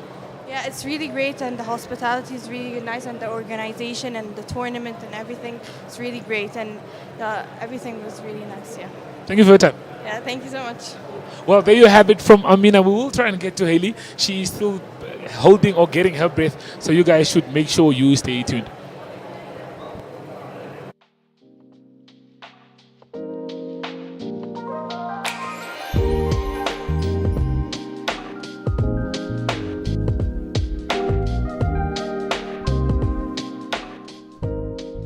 NAMRAD strives to provide the best radiological care. We keep up to date with new technology, and with our state-of-the-art department, all radiology services are provided at one convenient location.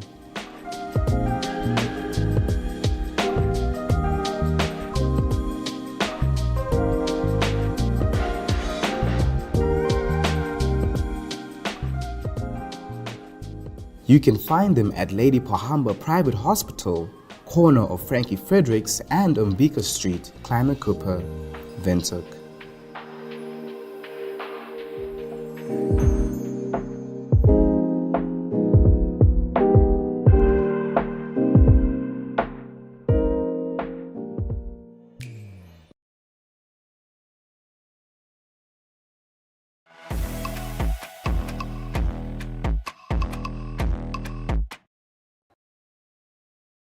Joined by Yanre here, who is a ranked #1 junior in Namibia. Yanre, you played your first PSA yesterday.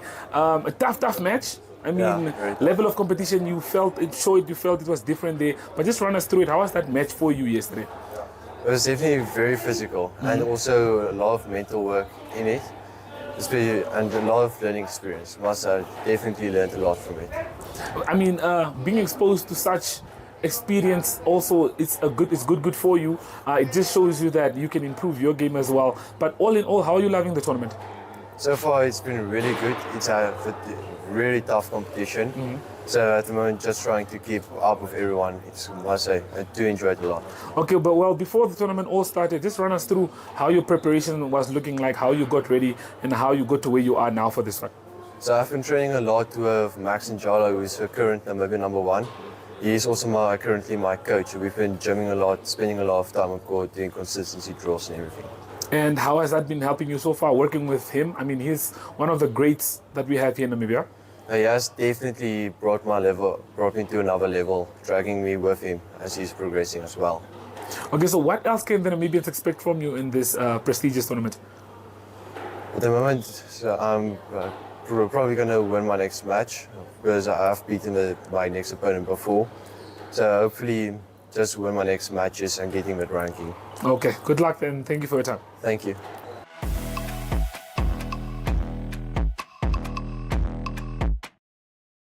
Joined by Manda, ranked #1 in Zambia. Manda, just tell us, you played your first game yesterday. Tell us, how was that one?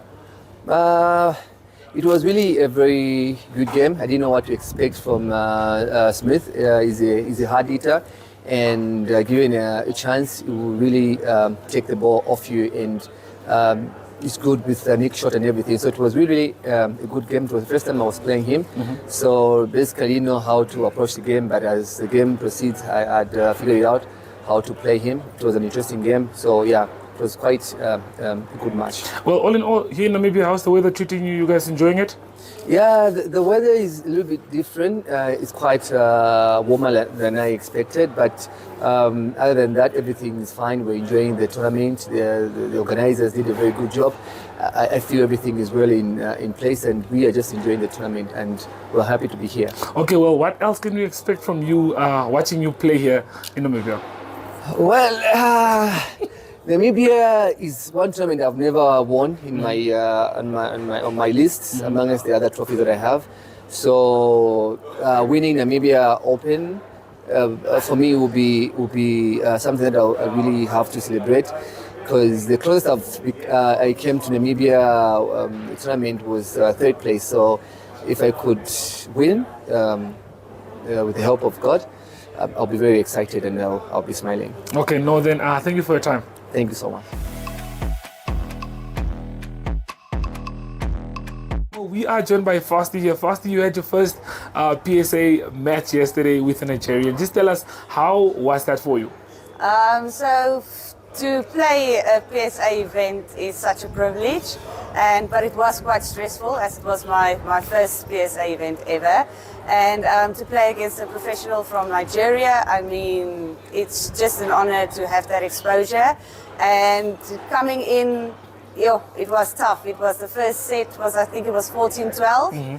And I mean, for me to be able to, get that amount of points against a high, Nigerian athlete it was great. Okay, well, all in all, I mean, you should be proud of yourself just for taking part in it. I mean, coming into this game probably was a tough one. Tell us, preparation-wise, getting ready for the match, how was that? So to get your head around playing PSA and playing a professional is quite tough, especially if you're an amateur. So it was just about visualizing before, getting your shots, just sticking to the basics and not making mistakes, and just visualizing beforehand how you're going to play, where you're going to play the shots, and just sticking to basics. Okay, well, you're in the A division now. Yes. What can you expect from you? What can you look forward to in this one? So this morning I played a Zambian and I won 3-love. So that was a good match for me, good mental-wise, getting that win, especially after a loss yesterday. And then I think I was ranked 13 when I came down, and I think she was now ranked number 3, so I took her place. So it's a good position, good boost, good, mentally a good win. Okay, all in all, I mean, you played yesterday, played today. Based off what I saw, it's really a demanding game. It requires a lot. What's your recovery like? What do you do to recover and make sure you're ready for the next day? So a lot of water and slow mag. Make sure you have a good meal the night before. And like yesterday, if I played 4 o'clock in the afternoon, I would eat like 1 o'clock, so a big meal. And just a lot of water, stretching. Make sure you get the body moving. Quite dynamic and static stretches. Okay, well, thank you for your time, Fasti. Okay, thank you very much.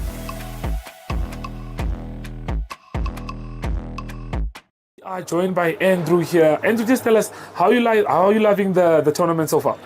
Oh no, it's fantastic. Showing the world-class facility that Wanderers has, and being able to show it off in front of all the Namibian fans, and then also having the international players here from Zambia, Kenya, Egypt as well. So it's absolutely fantastic. The atmosphere at Wanderers is vibing. I mean, it's my first time tuning into a squash tournament, and I didn't think the sport was as fun as it looked yesterday. I mean, we saw with Max and Samuel how tough of a match that was. How important do you think it is for us to have such events happen in Namibia?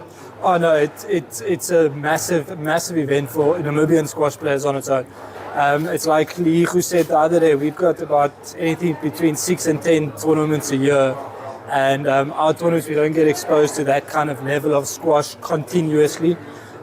So for Namibian players, it's absolutely fantastic to be exposed to that level of squash. And then, of course, also for our juniors, to see them all around here running up and down, playing with the overseas players, it's just amazing. Okay, well, for you personally, I mean, you have a game that you're set to take part in, but preparation-wise, how do you feel and how have you been getting ready for this prestigious games? So personally, I was out of squash for quite some time. But now I'm hitting it hard, training twice a day.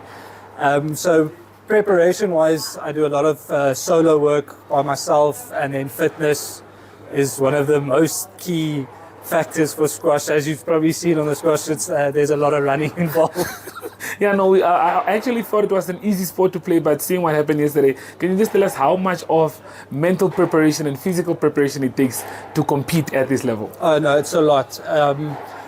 Squash is, as physically as it is, it's a continuous mental battle, because when you're at the highest level, you know exactly, like, physically wise, you both can run for days, as I'd say. But the mental aspect of the game, you have to be mentally really strong so that you don't lose focus in between points if you've had one or two bad shots or something, not to break that concentration to stay in the match. Okay, well, Lawrence, have yourself a lovely day here at the Wanderers Sports Club. Thank you, guys. Thank you very much.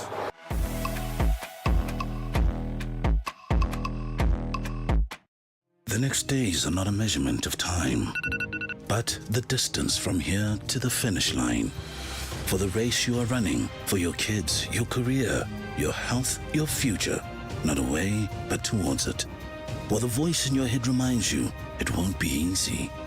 But by simply swinging your feet towards the floor, you've taken the first step. Grow for it with Stamino Grow. 5-in-1 supplement available at all leading pharmacies.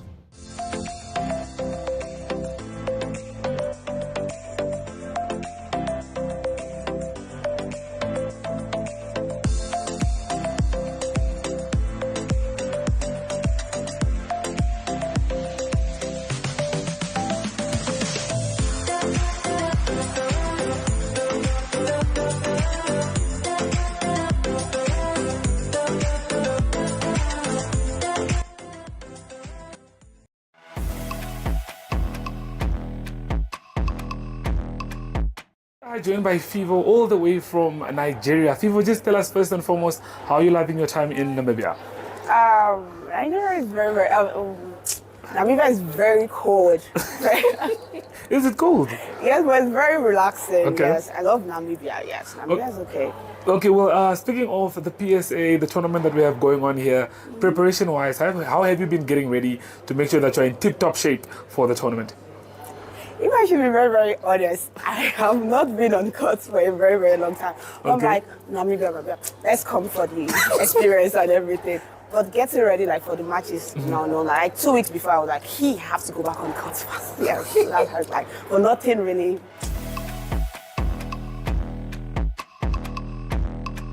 We are joined by Mena all the way from Egypt, ranked number 1 here, number 1 seed here in Namibia, this tournament right now. Mena, how are you doing today? I'm good. Okay, played against Dene yesterday from South Africa. Yeah. Good match for yourself, won that one. Just run us through it. How tough was that game for you yesterday? It was a good game yesterday. She played very well, but I found my shots, so I managed to play my game and I won. Okay, well, you have another match today. After a tough one yesterday, how did you get ready? How did you get enough rest and get ready for this one today? I eat well, I sleep well, and I had my breakfast today. Okay. And before the match, I had toast with peanut butter and jam. Yeah, full of energy. Yeah. Okay. And that's it. That's all that it takes. Okay, and you said yesterday it was hot out in Namibia. How are you feeling today? Is it still the same? Too hot. And the AC wasn't working in the car, so yeah, it was too hot. Okay, well, Mena, do have a good one and enjoy your match today. Thank you. Okay.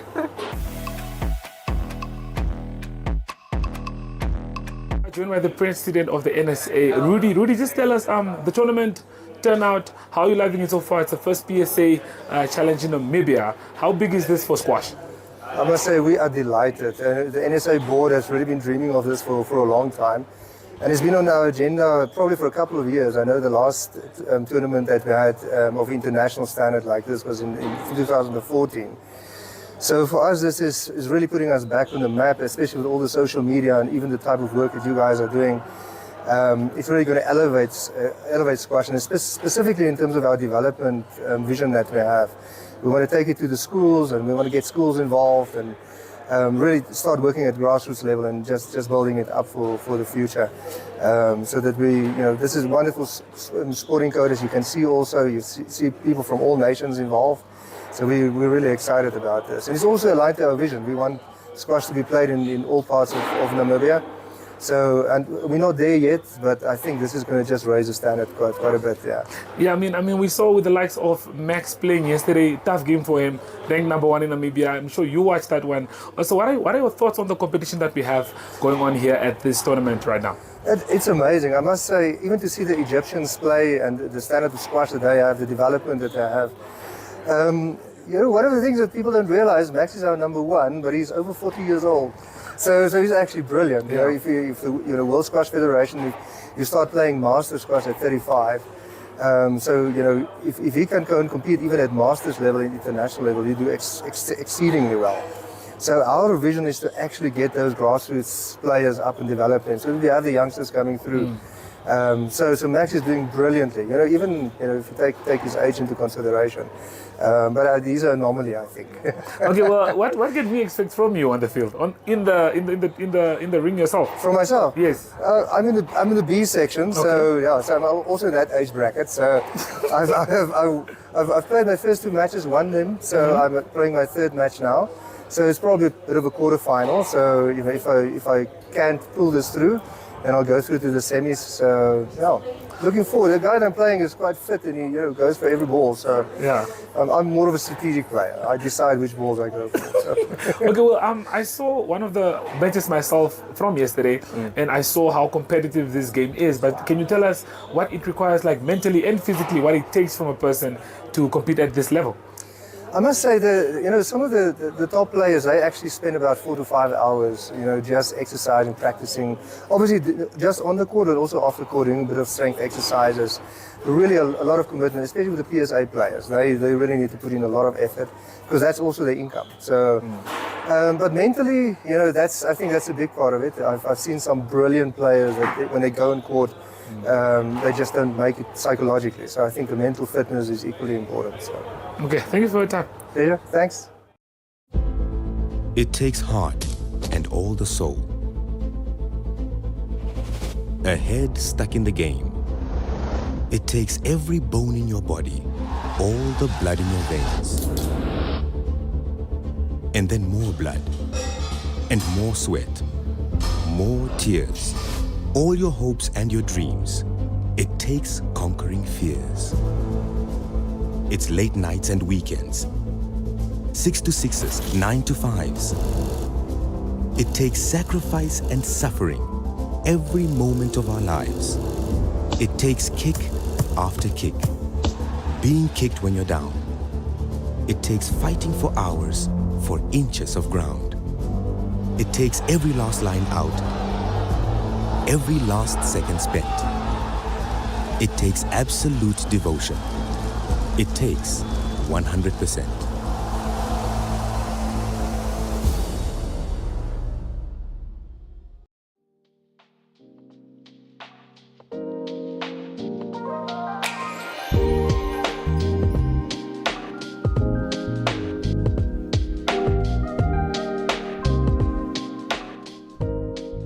NAMRAD strives to provide the best radiological care.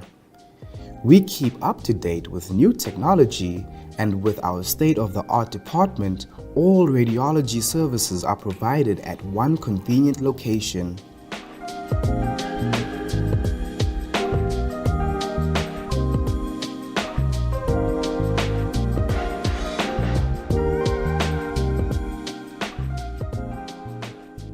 You can find them at Lady Pohamba Private Hospital, corner of Frankie Fredericks and Umbika Street, Kleiner Cooper, Windhoek.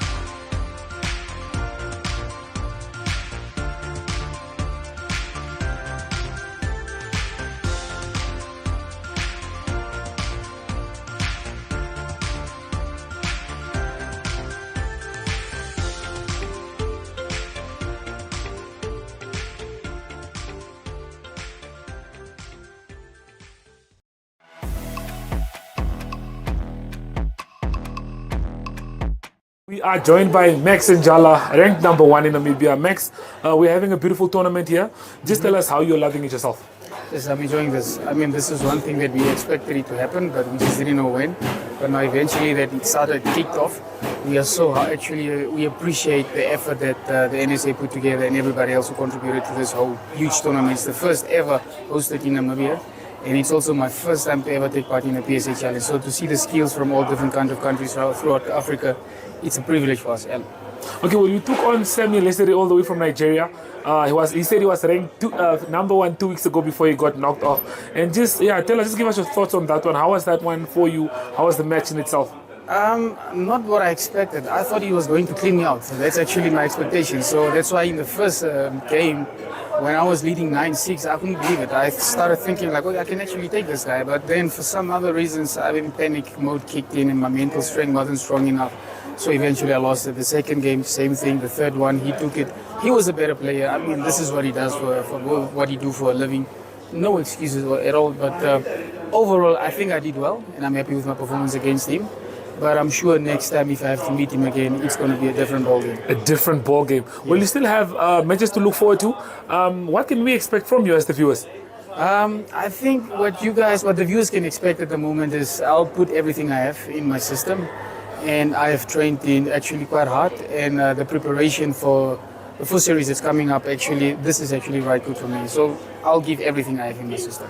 Okay, well, I spoke to the team earlier. You have test matches next week that you have to take on. Preparation-wise, getting into test matches, what does it take for you personally? What does it take for you to get ready for events like this? I think for the current tournament that we're playing at this moment, I think this is more like a work in progress. It's actually good for me to just see where I stand and what errors I have that I need to iron out before the test series. So obviously with the recording that's having the live feeding, one can actually go back and just see where you made errors and just try to rectify on that and see if you can actually just improve for the next matches. Okay, well, all in all, how are you feeling? I'm happy. I'm good. My legs are still strong. I'm not really exhausted at the moment. I think my mental strength just needs to come back. Okay, thanks for your time, Max. Thank you very much.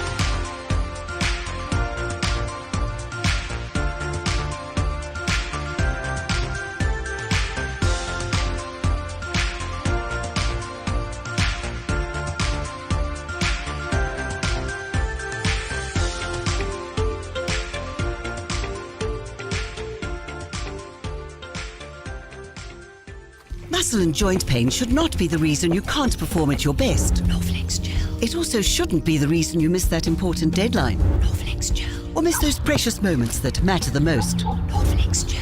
Norflex Gel penetrates through the skin, numbing the area and relieving pain and inflammation. Norflex Gel is now available in the pharmacy aisle and in supermarkets.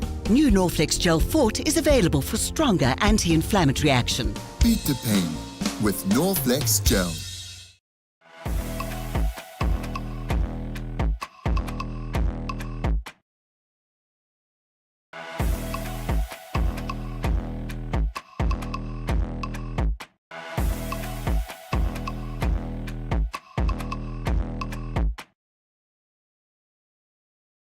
The next days are not a measurement of time, but the distance from here to the finish line.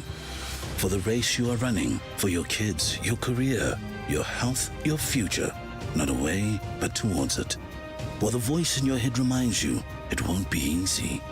But by simply swinging your feet towards the floor, you've taken the first step. Grow for it with Stamino Grow. 5-in-1 supplement available at all leading pharmacies.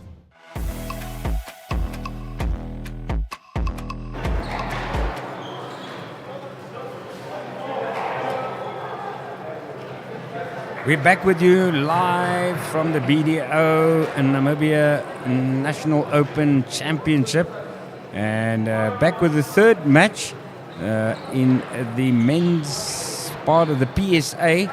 With me is the very knowledgeable Mr. Stephen Berry from Wanderers, and we're going to see Adegoke Onao-Pemipo from Nigeria. He's ranked second in his country, in his home country, playing against Luan Groenewald from South Africa. He's only 17 years old. He's the top ranked junior in South Africa. And it's going to be interesting, Stephen, because he's a two-handed player.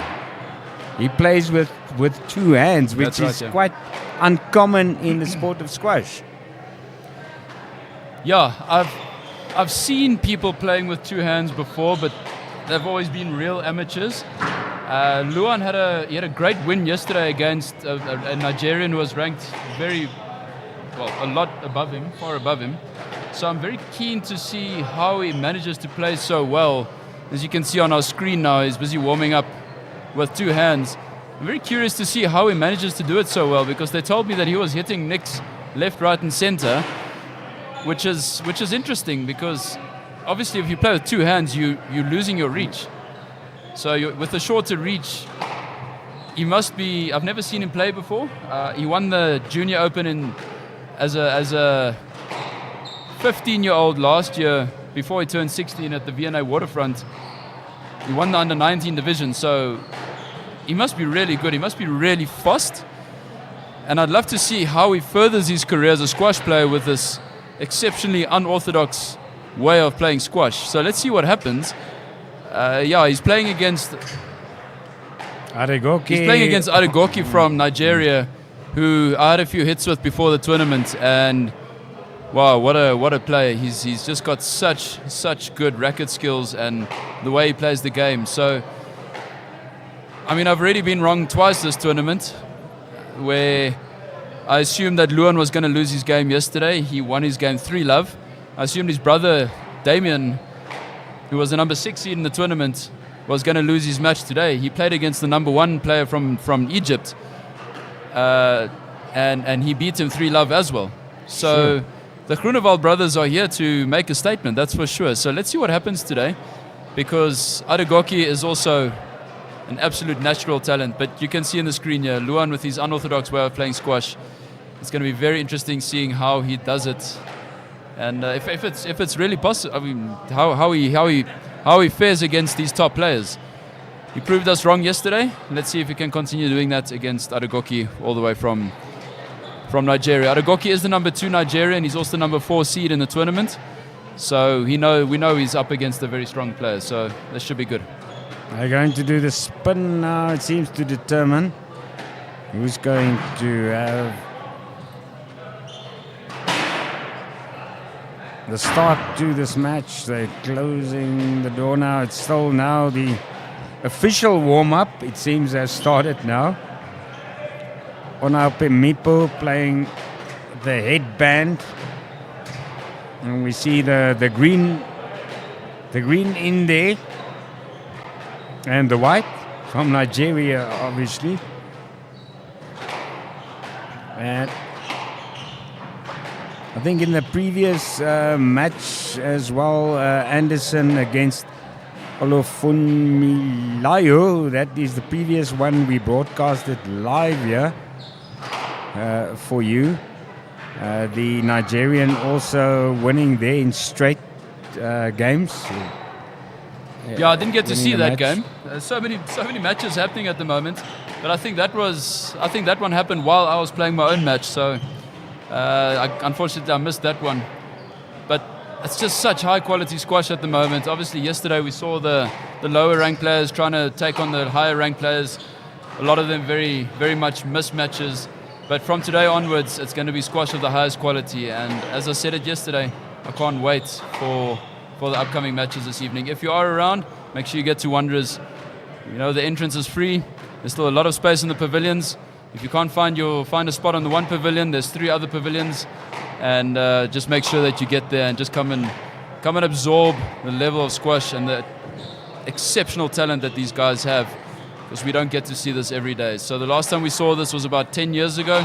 So make sure you get to Wanderers and come and watch some squash. And if you are watching on our social media platforms, tell us from where you're watching and who you're supporting. Tell us, maybe is this the first time you're watching live squash? And what are your feelings, your impressions? I see one of my technical staff laughing there at my mispronunciation. Yes, I'm Afrikaans speaking. Proud of it also.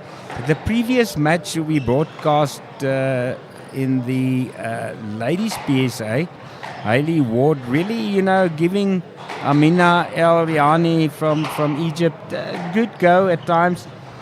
Getting more and more points as the games progressed. 11-8 in the last game, which made it the match went to El Riani then from Egypt. So, as we go along, the quality will just get better. Tomorrow, the semi-finals, and Saturday afternoon. Now, there's a lot of things happening Saturday afternoon. Yeah, there sure is. Springboks playing against Ireland. Fortunately, that's only at 9 o'clock at night. So come watch some squash, have a cold beer, and you can watch the rugby right here at Wanderers. That's a very good idea.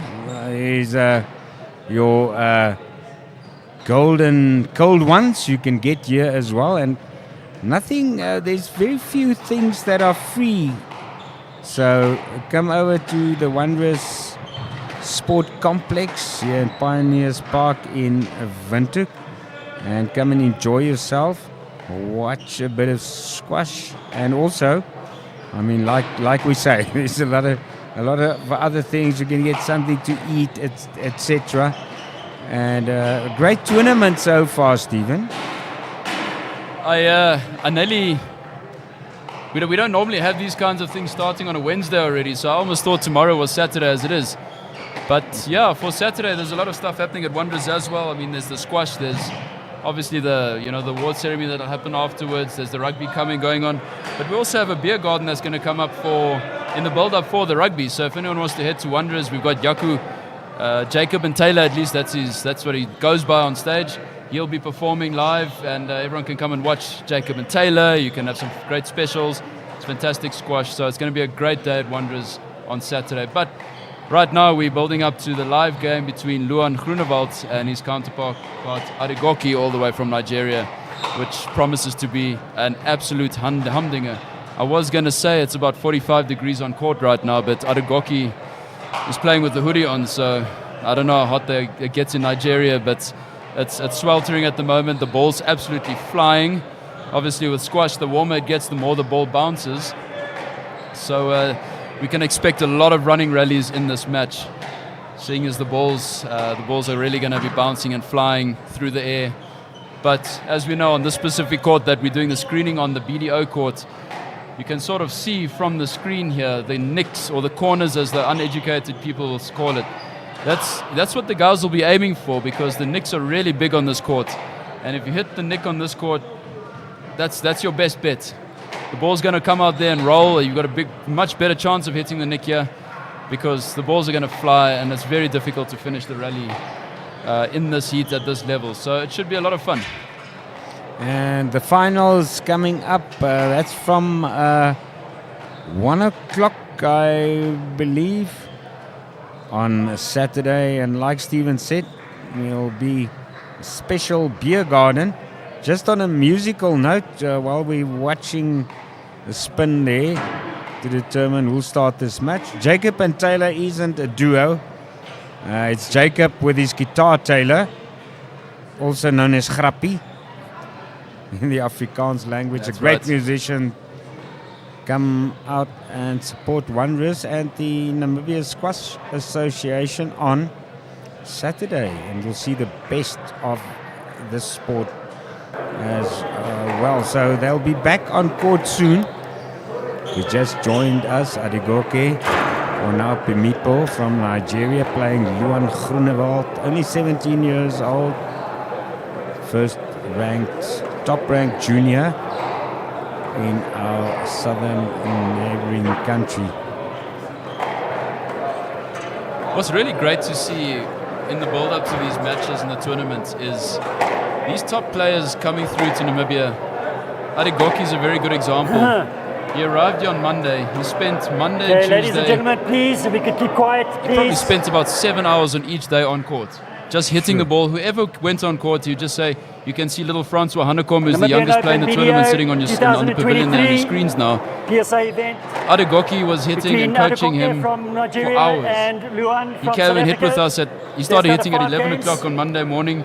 He hit with us at lunchtime. Francois came, hit with him, and they carried on playing. At 7 o'clock that evening when I came back to the club, Adegoki was still there hitting with anyone that would hit with him and just giving them pointers and a bit of advice leading up to the tournament. And a lot of the guys have been doing that, not just Adegoki. So it's great, you know, the Nigerians, the Zambians, they've all been giving back to the local players and giving them some pointers and some tips to improve their game, which is great to see. And that's one of the benefits of having these internationally ranked players here.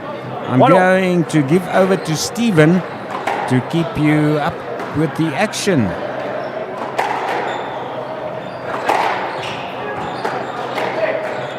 So as you can see there, Luan Groenewald, he started the game already with his unorthodox two-handed swing, holding the grip with two hands. It's very strange watching a top player. It looks like he's doing a bit of a baseball swing with every shot. I haven't seen him using one hand once, so it's very cool, very strange. And I'd love to know if there's other players that do this on the world circuit or anywhere. So if any of the listeners are tuning in and watching, tell us about any interesting techniques that you've seen before.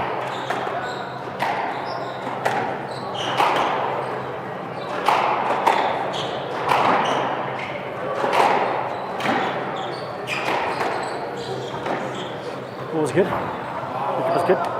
Hand up. 2-all. Hand up. 2-all. Hand out 2-all.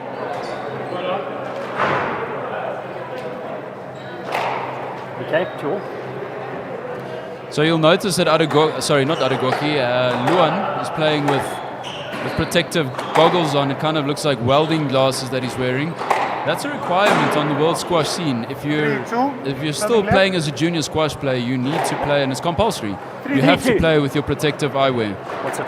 Once you go past that, it's entirely up to you. I guess it's like a cricket player with junior cricket. The guys have to wear their helmets.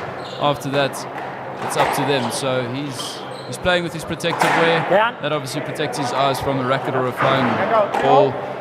But yeah, let's see what happens.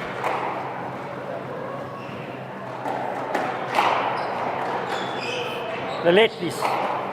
Ref calls a let there. Adegoki held his shot there because it's high on the back it was obviously more of a safety reason okay. because the ball came off the back glass and it was moving towards the line of where Luan was standing. And the ref gave a let for that. So the calls are obviously the player has to have a clear view of the front wall. If he doesn't have a clear view, depending on the situation, then the ref will either give a let or a stroke. Obviously, the higher the level, the more strict the refs become. So strokes become further and further apart. That's quite a tight call. 4-3. Left to Luan. See the ref gave that one, as we were expecting. He called that a stroke because Adegoki was in Luan Groenewald's swing, affecting his swing. And a very easy terminology, if it affects your swing, it's a let. If it prevents your swing, it's a stroke. Serving right.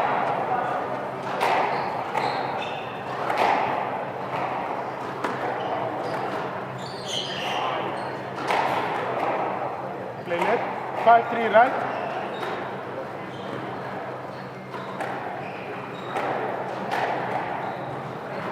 And you can play the bows from there. Okay. You can play the bows from there.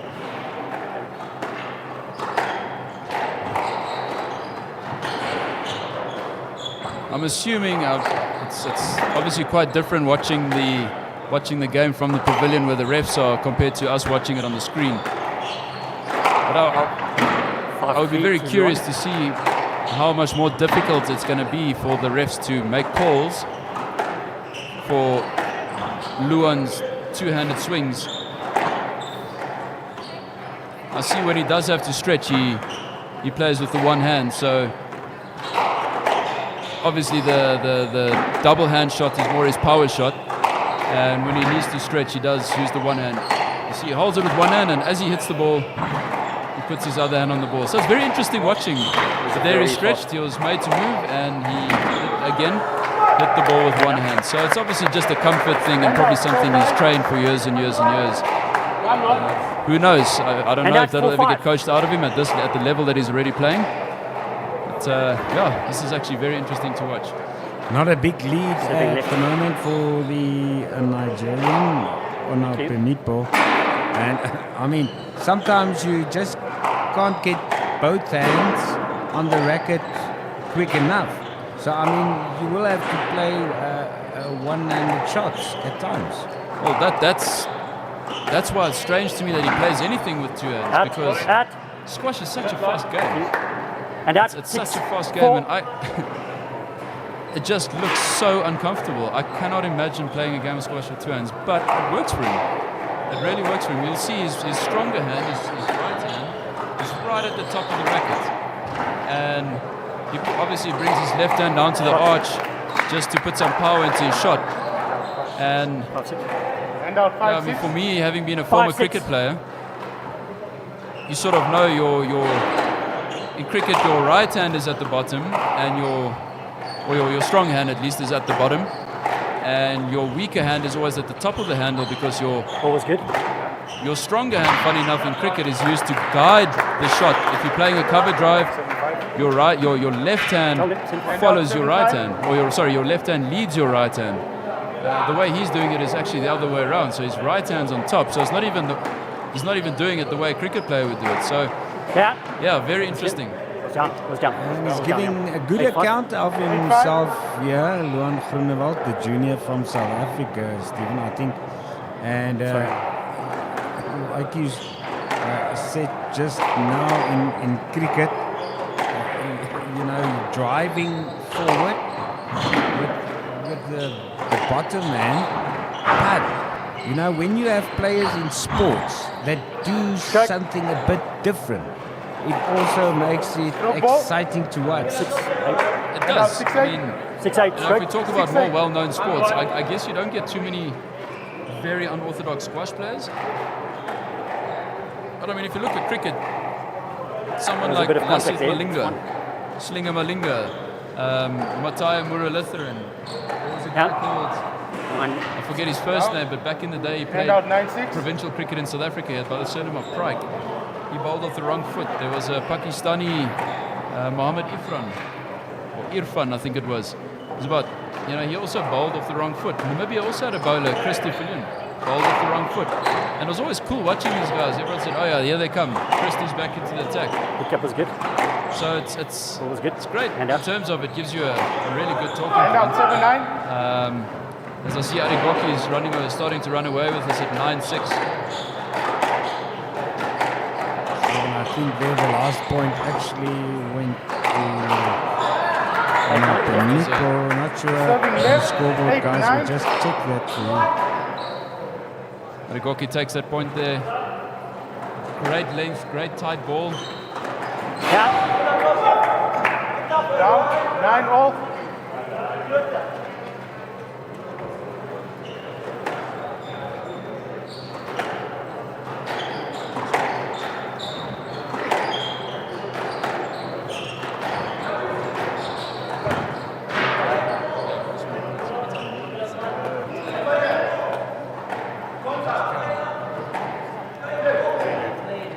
Play net, please.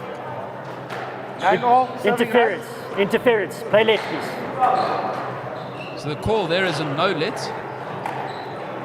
So there's a bit of a mix-up on the scoreboard there, but I'm guessing that makes it game ball to Arigoki. I'm presuming it's 10-9. But we'll just wait for an update on the scoreboard there just to make sure what the correct score is. It's 10-9 now.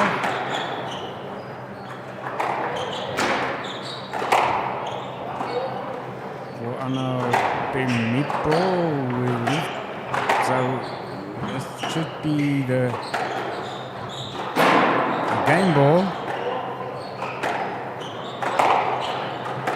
Groenewald showing good spirit.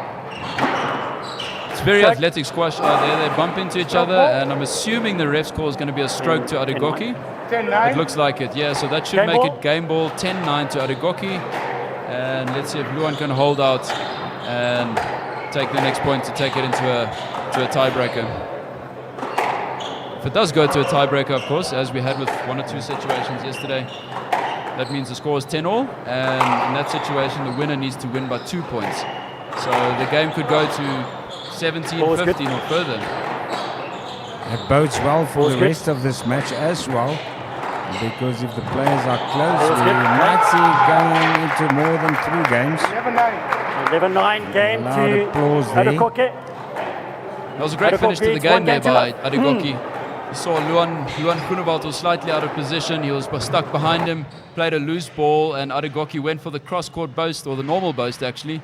Played it basically off the backhand wall, back towards the forehand, and it came out of the nick with Luan being out of position. Yeah, there was no chance of him getting there. He needed to get around Adegoki and get to the ball, but obviously running that kind of distance with the ball at no pace was very difficult. So great shot there by Adegoki, and a great way to finish an enthralling, very athletic, very skillful first set. You're winning it by 2 points. That is the requirement in squash as well. Stephen Berry and myself will be back with you after a short commercial break. Win a double trolley dash in our birthday promo while saving on these. 10 kg top score for $112.99. 2-liter original Coca-Cola for only $18.99. 1.5 kg real good mixed chicken for just $64.99. 750-gram Nola mayonnaise at $28.99. And 700ml all gold tomato sauce, also only $28.99. See the details of our incredible double trolley dash competition at vurmanbrock.com.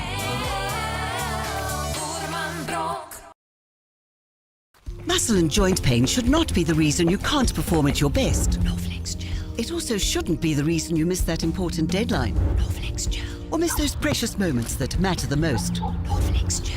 Norflex Gel penetrates through the skin, numbing the area and relieving pain and inflammation.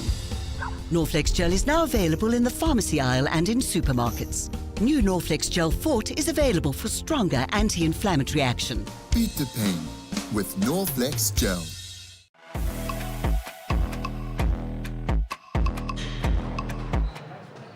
Back with you live for the second game in this match between Adegoki Onhaupemipu from Nigeria and Luan Groenewald from South Africa. Players coming onto court now. And Stephen, we are expecting a close game again. Definitely. If you look at Adegoki in that game, and you look at his reaction to winning the set, it's meant so much to him. I mean, this is every win puts them into a different financial bracket, first of all. So in terms of prize money, so they, if they win the game or win the match at least, they win an excellent prize. I'm not sure what every bracket's prize money is, but it's a significant difference. But also a lot of world ranking points. So wherever you end gives you enough points. And obviously these are guys that are playing in the PSA, so they're playing for world ranking points. The better the higher ranked they are, the better chance they have of playing in higher, better quality tournaments around the world. So this means a lot to these players. Yeah, it's the only way you can progress.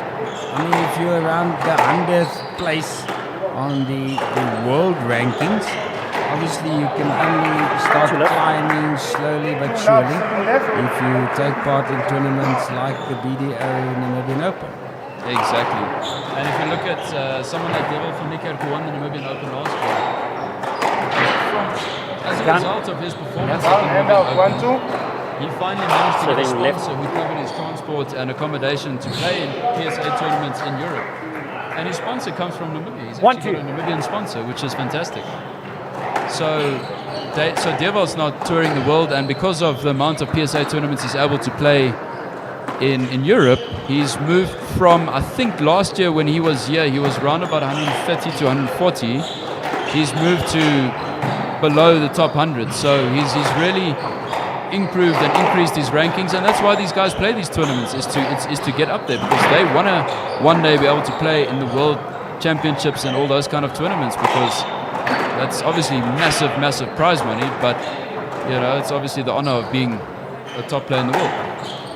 Nigerian leading there with 2 points to 1. Adigoke will be quite disappointed with himself there. You can see him rubbing his head in frustration. That was quite a basic shot, easy shot that he had there, and he just put it straight into the tin. So he'll be disappointed. At this level, you shouldn't be making those kinds of mistakes. And I mean, they do happen, but when they do, that's when you sort of beat yourself up, if you know what I mean. Well, there he put in a great length, great wide ball, nice and tight down the line, and obviously Luan was unable to reach it. So great shot there by Adigoke, but it brings back my question, the two-hand thing. When you get those fast wide balls, does it make it more difficult for Luan? I don't know. I mean, he is the best in South Africa in his age group, so he seems to have mastered it, but I'd love to see how he plays with this technique against the high level players around the world. I mean, he is young, he's only 17, so there's still enough time to sort that kind of stuff out. But even with his two hands, I can't see myself taking too many points off him. If I was meant to play him, if you look at him, he's extremely athletic, fast off the court. His positioning is brilliant. And he hasn't really played any bad shots. He's still been able to keep it nice and tight, good lengths. Obviously, he's playing against an opponent who's matches him for skill and level and quality. And that's, you see there, he sort of sent him in the wrong direction. And that's what you've got to do continuously, is keep your opponent guessing. And there, Adigoke, I think he struggled with, obviously, the heat of Windhoek. The ball's absolutely flying. And obviously altitude, we mustn't forget about that. And that's sort of where he mishit that ball and he hit it out the back of the court. Yeah, nice rally there as well, 4-2 now in the favor of Groenewald. So definitely coming back here in the second game. Over to you, Stephen. So Adigoke's okay, that was a bit of a loose one there. Let's have a look here. Okay, it's a great fish there by Luan. Bit of cat and mouse there. Drop. Gets the drive in. See, this just shows the skill. I mean, when these guys do play a loose shot, that's when you generally take your opportunity and try and finish it off. But these guys are so athletic and their positioning is so good and their reading of the game is so good that when they do go for those winners, they're able to fetch them and retrieve them and put a good shot back. And that's exactly what Luan did there. Okay, there he obviously played you won't be happy with that tin. That'll be quite a disappointing one. So you'll see the players have their towels up front. That's a new thing that World Squash brought in after COVID, with the COVID regulations, so that the players don't wipe their sweat on the walls and try and wipe it off before they have to. It's obviously not a perfect fix, but it's aimed at obviously helping the problem of spreading germs and viruses and all that kind of stuff. And let the players just wipe their sweat off and just be a little bit more comfortable during the rally. So I think the players really appreciate it. I know I do. So well done to them, to the World Squash on bringing this new initiative in.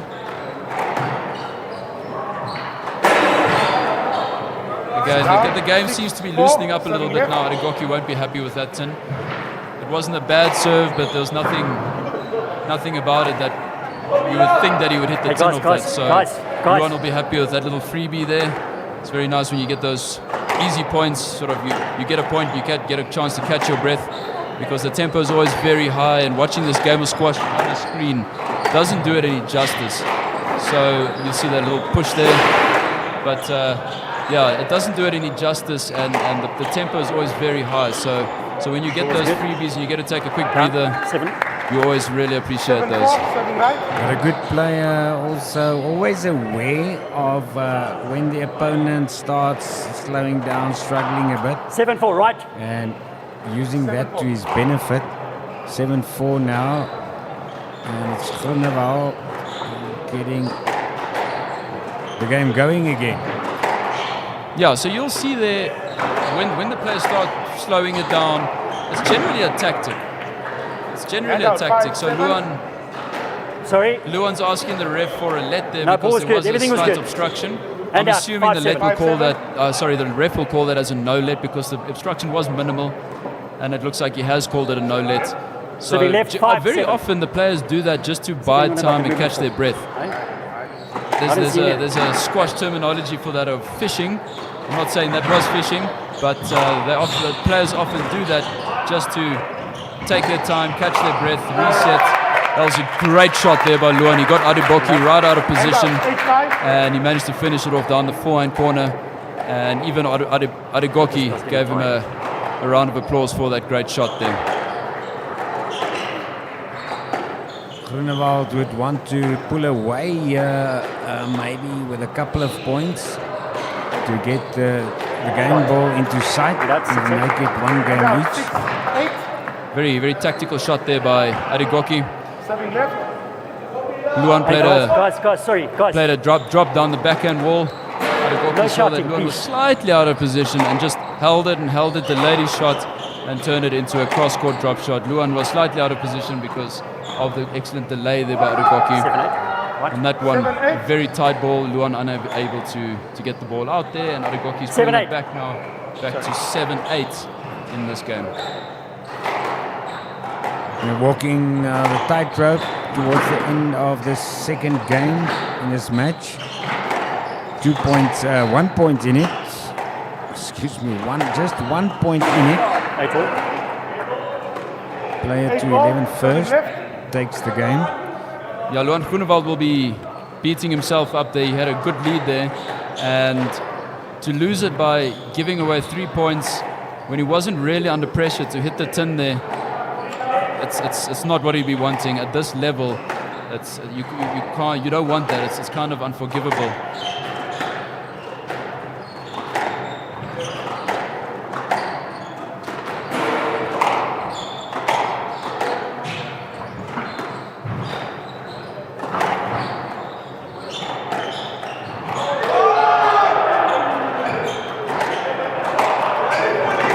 Pickups are good. Great rally here. Adiboki holds it. Oh, what a dive! That is unbelievable. Luan, well done in bringing that rally back. And he's slowed it down. He's keeping it going. Amazing stuff. Back in this rally, full stretch, Jonty Road style. Pickup was Both good. players putting the body on the line here. Adigoki raises his hand there just to query the pickup there. The ref felt it was good, but Adigoki won't mind because Luan unfortunately put that into the tin. But you can see that rally took its toll on Luan Groenewald. He's huffing and puffing. Definitely not blowing the house down after that one. But that was an exceptional rally and a great dive there by Luan Groenewald. Really keeping the crowd entertaining. You could hear them cheering after that one. He asked for a couple of seconds, but 10-8 game ball, 7 left. the Nigerians starting very quickly again, also adding another point. He's on game ball now. Just 1 point needed to win the second game.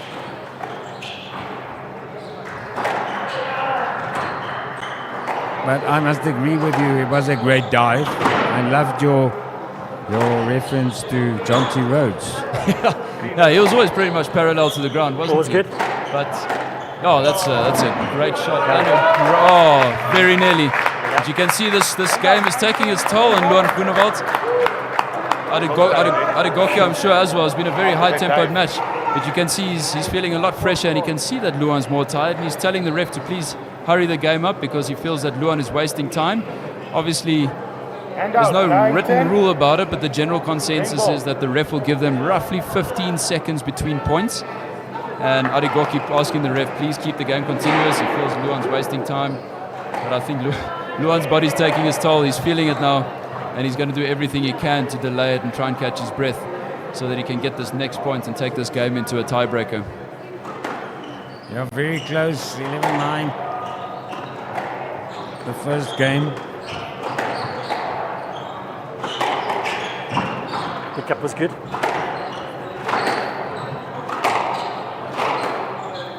Almost looked like Luan had a little slip there.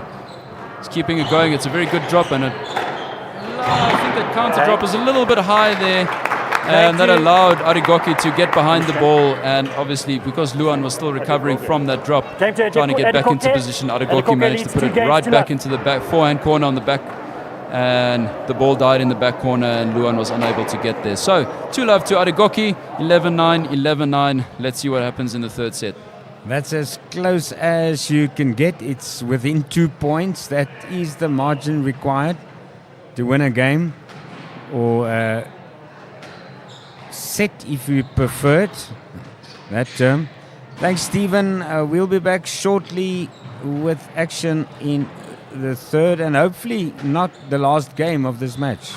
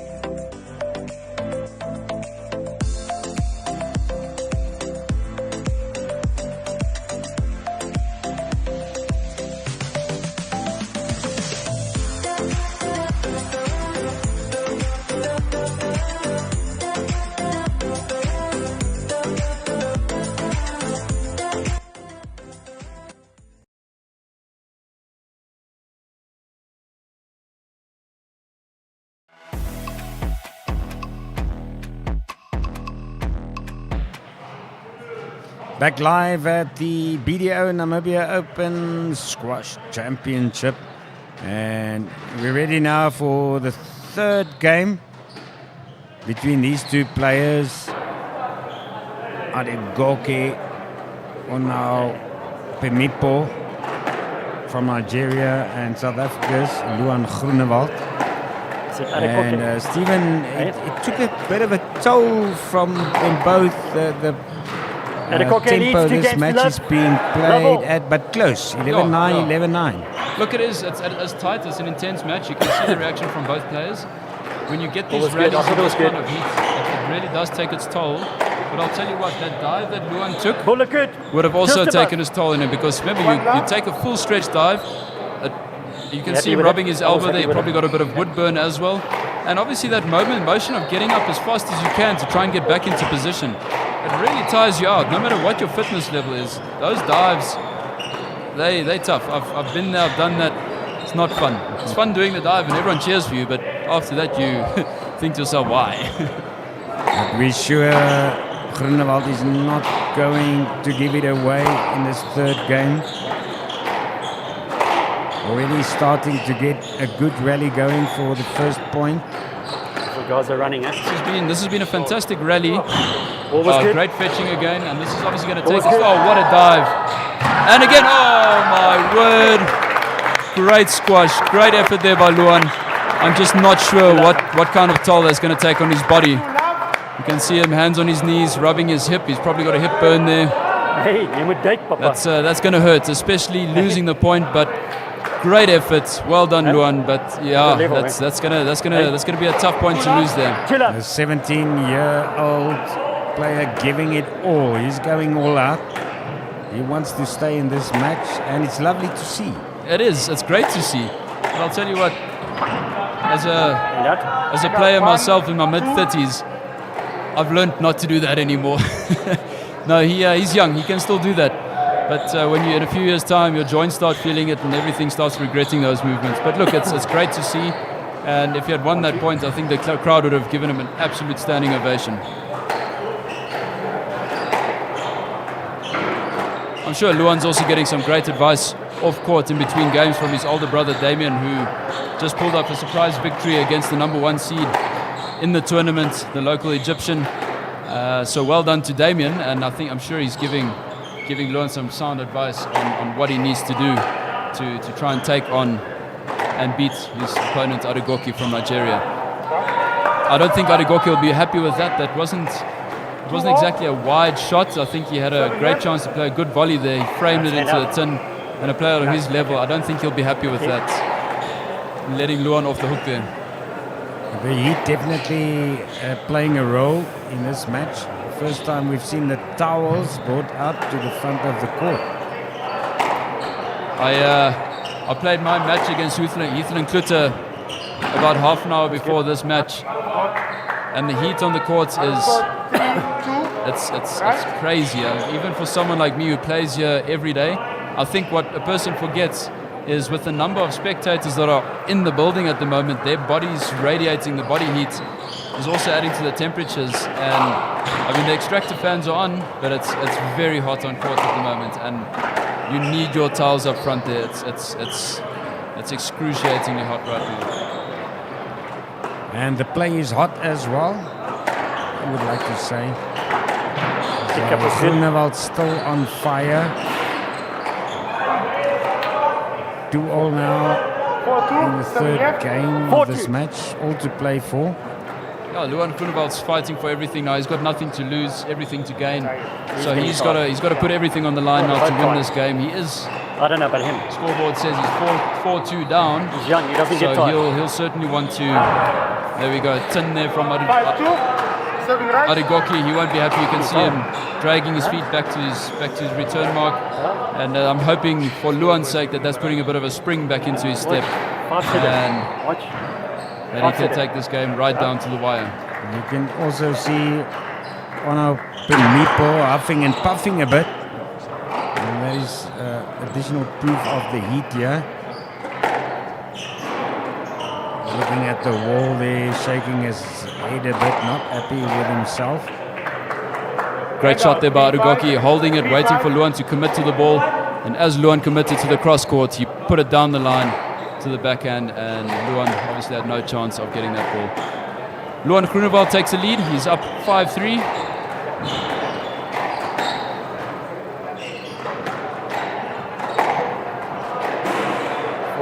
Again, he won't be happy with that.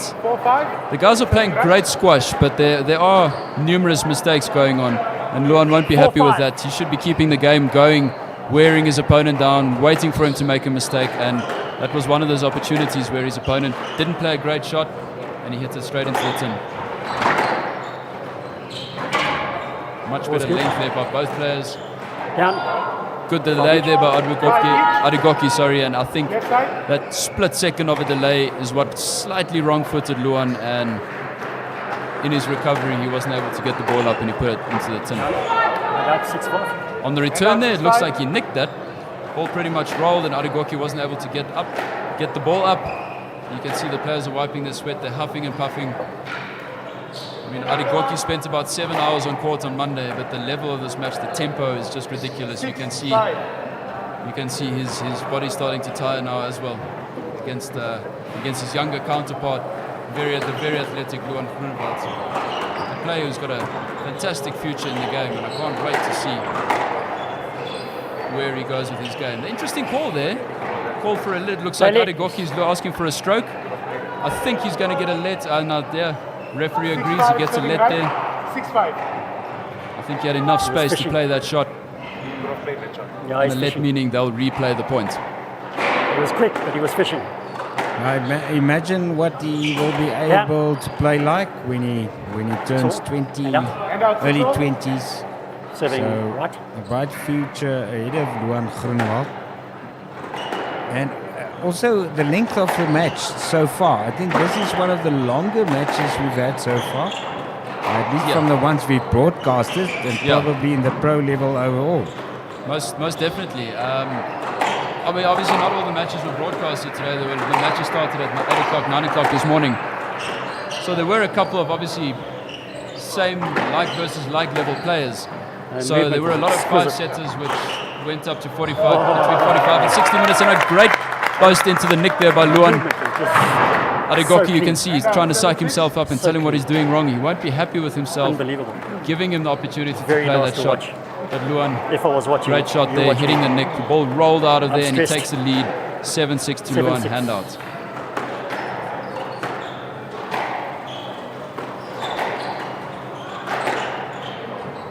Looking for that nick again, and that's always the problem when you go for the nick and you don't get it. 8-6. The ball tends to sit up for your opponent. Unfortunately, Adegoke hit the ball back at him, and Luan was able to finish it on the can't hear opposite you. end of the court, putting it into the forehand corner. And Adegoke obviously still out of position. That I ball was see he was good. asking the ref for Everything something. was I'm good. not sure It's what. fine. I didn't 8-6. see any problems there. I can't hear him.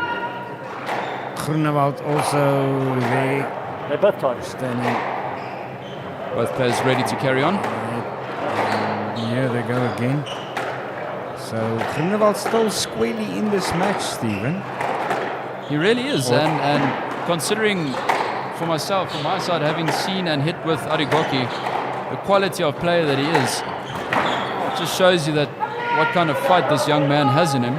I don't think he'll be happy with that shot, but that's exactly one of my concerns with his two-handed approach, is when those quick cross courts come and he wants to play that volley and it's slightly wide. If he's playing that shot with one hand, he would have a little bit more reach.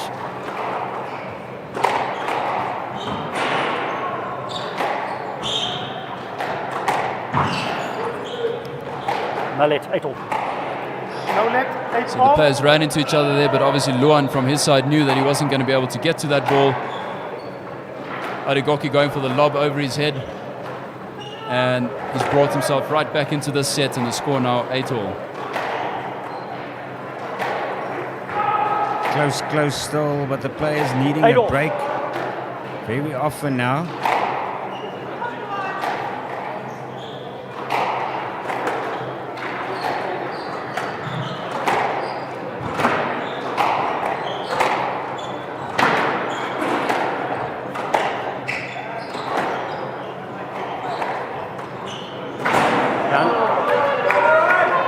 So that's the thing with this court, the specific one. You'll see we have 4 courts here at Wanderers, and all 4 of them do play slightly differently. The BDO court is one of our newer courts that was built in 2007. Our original 2 were built in 1987. So it is a newer court, but it does have quite a big nick, as you'll see on the camera there. And that's exactly what happened there. Adegoke was actually in position, but this time the nick did something different. Instead of the ball rolling out, it just bounced straight up along the wall. So, it does make it interesting for the players. Play let, please. Luan holding a shot there for safety, obviously just making sure he wasn't sure if he was going to hit his opponent, getting a let there, and as previously mentioned, he gets to replay the point.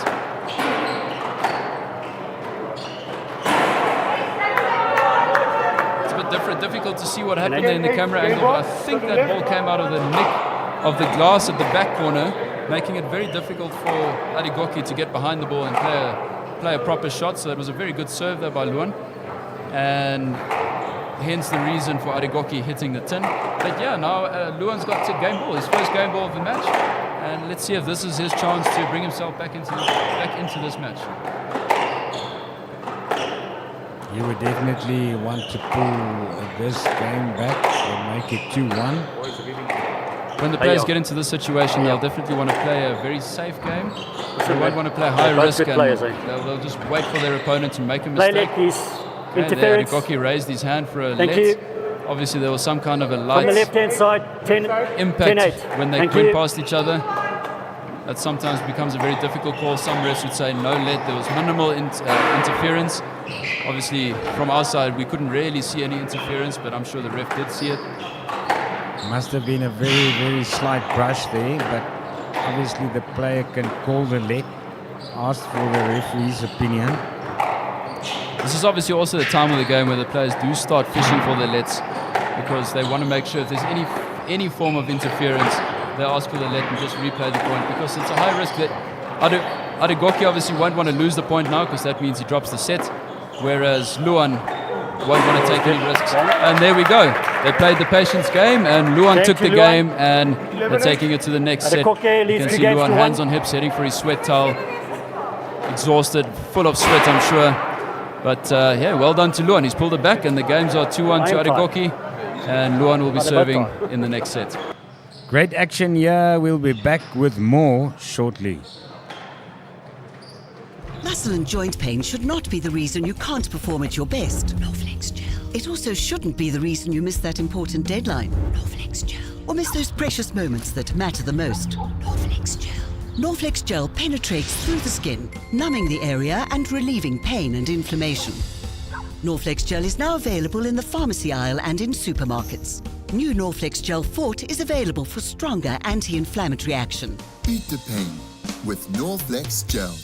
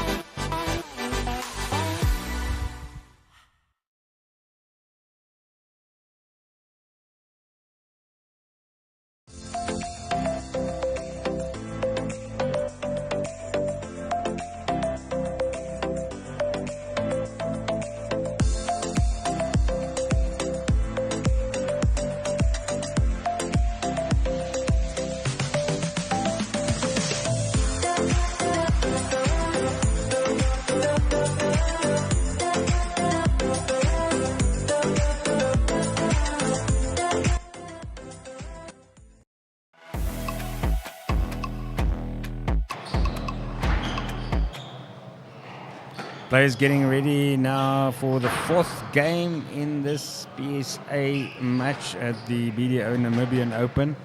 Arigoki Onapemipo from Nigeria playing Luan Groenewald on your right. And Stephen, do you think Groenewald will be able to pull back another game? I'm very excited for it. I hope he can. I think the level of squash has been great. I'm very much for both players here. I've met them both, two great guys. So I really don't have any support for who I want to win, but I'm supporting a great game of squash here, and I'm really enjoying what we're seeing. A lot of athleticism. Groenewald is showing all of his doubters about his technique. Obviously, that's a great shot there. Obviously, Arigoki knew that Luan Groenewald was out of position. All he needed to do was get it to the back corner on the forehand side as he takes the first point there. You can see the crowd is a lot fuller today. Thank you. Yes. But there's a lot more noise. The games are a lot louder. The players are a lot louder. It's even becoming difficult to hear each other at the moment sitting here. So it's great seeing the pavilions nice and full, watching and supporting this great level of squash that us Namibians obviously don't get to see every day. So welcome to everyone. And we've got a couple of big games coming up after this as Arigoki holds his shot for a let there. I think he was asking for a stroke. Couldn't hear the call there, but judging by the player's reaction, it was a stroke. He was ready to play the ball. He was in interference. Stephen, wonderful, as you said, to see these players in action in Namibia, bringing top-level squash to our country. Oh, that is a fantastic cross-court drop. Hit it just above the tin, making sure that second bounce was pretty much dead in the corner. That's a very, very difficult shot to return, and I think you need to be a player of the highest level to get those shots back. So great shot there by Arigoki. All was good. And that's where the cat and mouse or the chess-like game comes in. Luan 3 shots back, went for a drive, the ball came out of the corner, went back to Arigoki, and from there he was in total control. He was obviously, that's where he started sending Luan around and eventually got the point. So for Luan, it made him work a lot harder to get back into the game or the rally, and took a lot more out of him, and he eventually lost the point as well. So that Arigoki is running away with this one slightly from the beginning here, 4-love up. It seems he's in a hurry to finish it off. And maybe Groenewald also, those dives, the hits he took, takes a toll on the body. Yeah, stroke there to Arigoki. Luan is definitely slowing up with his movement off the ball, getting back to the tee. You can see the legs are getting tired. going for the nick again, and the ball rolls out. So if there's any PSA players watching this, we invite you. I think a court like this is paradise for you guys. So make sure you get your entries in for next year's Namibian Open, and make sure you get the chance to play on a court like this.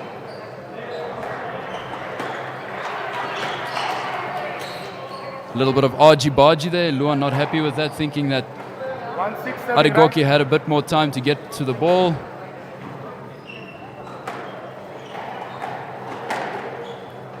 Arigoki raising his hand there, querying with the ref about the ball hitting the line on the serve, the middle line there. Obviously the ref hasn't stopped play, so they're probably happy with that ball. You'll obviously see him querying the ref, especially if he loses this point. Play let, please. Interference. Let. Groenewald holding his chest. 1-6 from the right. Okay, let call there by the ref. The point gets played again. Luan looking for the back corner there. Well, great shot there. Oh, what a hold there. Didn't deceive Arigoki at all. Oh, beautiful drop shot in the forehand corner.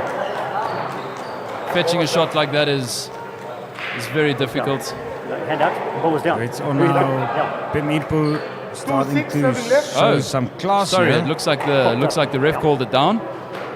So the ball obviously hit the red line, they hit the tin. So that takes a score. Takes the score to 2-6.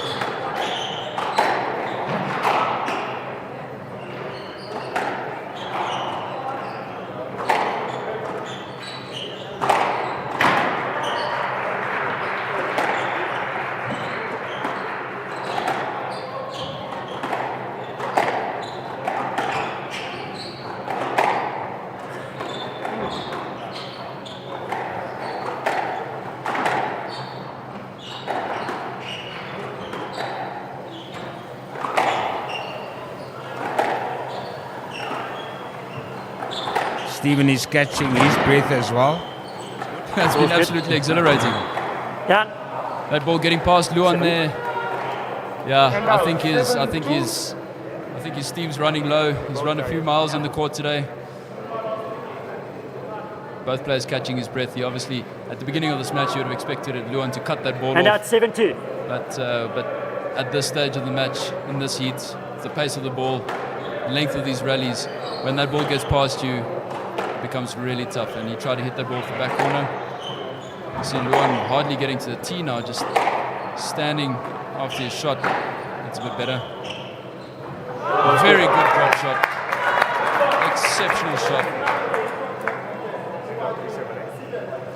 Luan, I guess, going for broke now. I mean, he's got nothing to lose. He's already 4 points behind. So he needs to get those good shots in, hit those nicks, shorten those rallies to sort of catch his breath a little bit. And you see him taking his time, walking nice and slowly to his towels, wipe the sweat off. Walks back slowly back to the serving box. If he wins this game, obviously, we'll have to play the fifth. The cap was good. And sometimes anything can happen in the fifth and final game, I suppose. Yeah, the fifth generally just goes to who can keep their composure the best. Both players have obviously played a very good game. Arigoki sending Luan left and right. Yeah. Luan misses that ball, goes down onto his hands and knees. Picked up everything. I think his last little bit of energy now, taking a deep breath, thinking what he can do. Obviously, when you're 5 points down, that takes his toll. Arigoki being generally a player who would complain to the ref and say, please ref, he's wasting time. But obviously Arigoki being a good sportsman, allowing Luan to catch his breath and recover from that previous rally.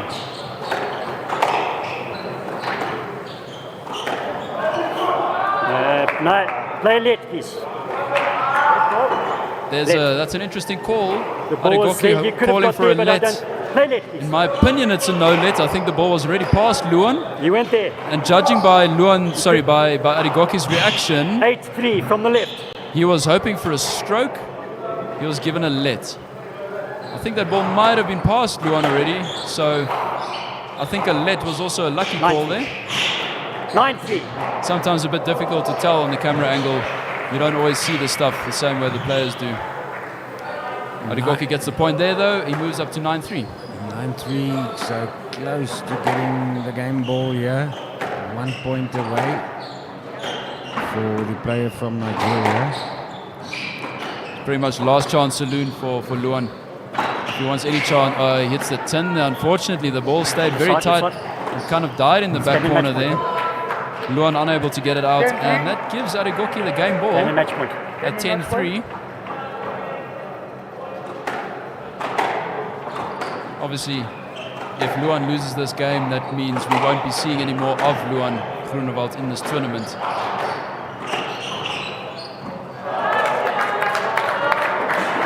Slowed that ball down nicely. Played a nice drive down the line, slowed it down. I think 14, hand out. Adigoki used to the higher pace.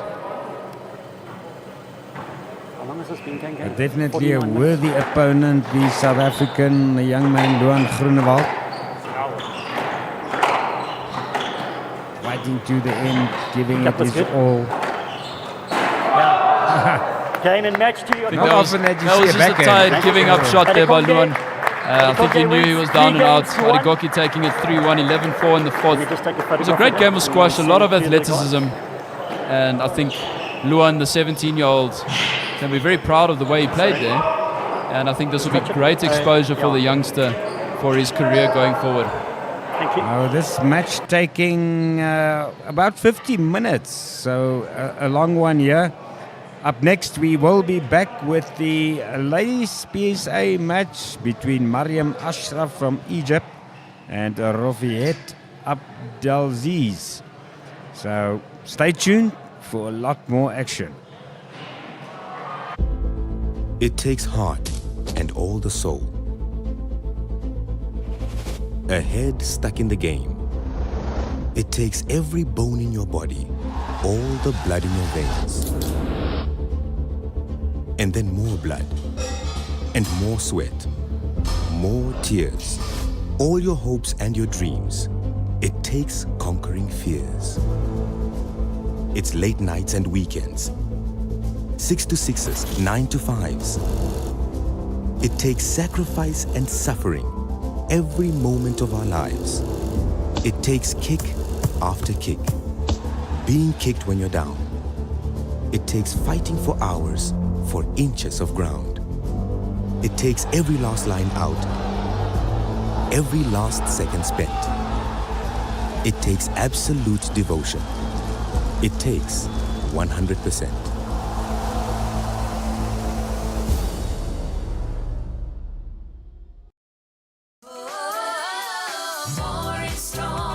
Win a double trolley dash in our birthday promo while saving on these. 10 kg top score for $112.99. 2-liter original Coca-Cola for only $18.99. 1.5 kg real good mixed chicken for just $64.99. 750-gram Nola mayonnaise at $28.99. And 700ml all gold tomato sauce, also only $28.99. See the details of our incredible double trolley dash competition at vurmanbrock.com. The next days are not a measurement of time, but the distance from here to the finish line. For the race you are running, for your kids, your career, your health, your future. Not away, but towards it. While the voice in your head reminds you it won't be easy. But by simply swinging your feet towards the floor, you've taken the first step. Grow for it with Stamino Grow. 5-in-1 supplement available at all leading pharmacies.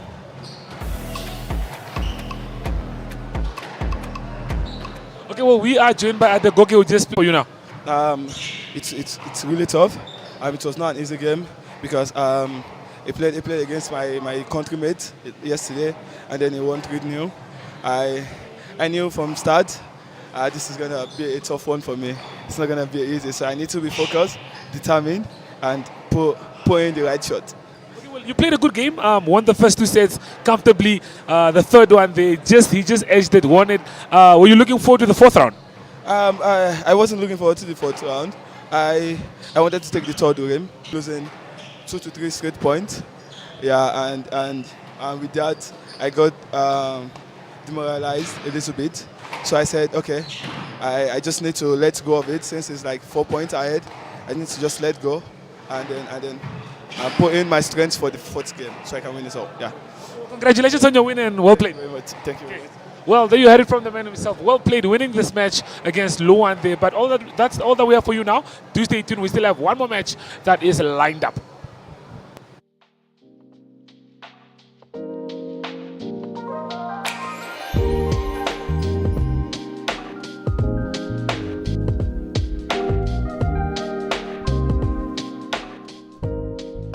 NAMRAD strives to provide the best radiological care.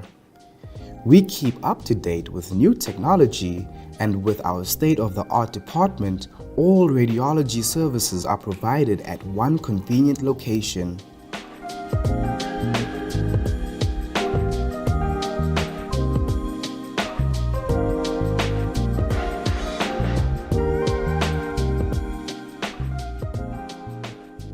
You can find them at Lady Pohamba Private Hospital, corner of Frankie Fredericks and Umbika Street, Kleine Kuppe, Windhoek.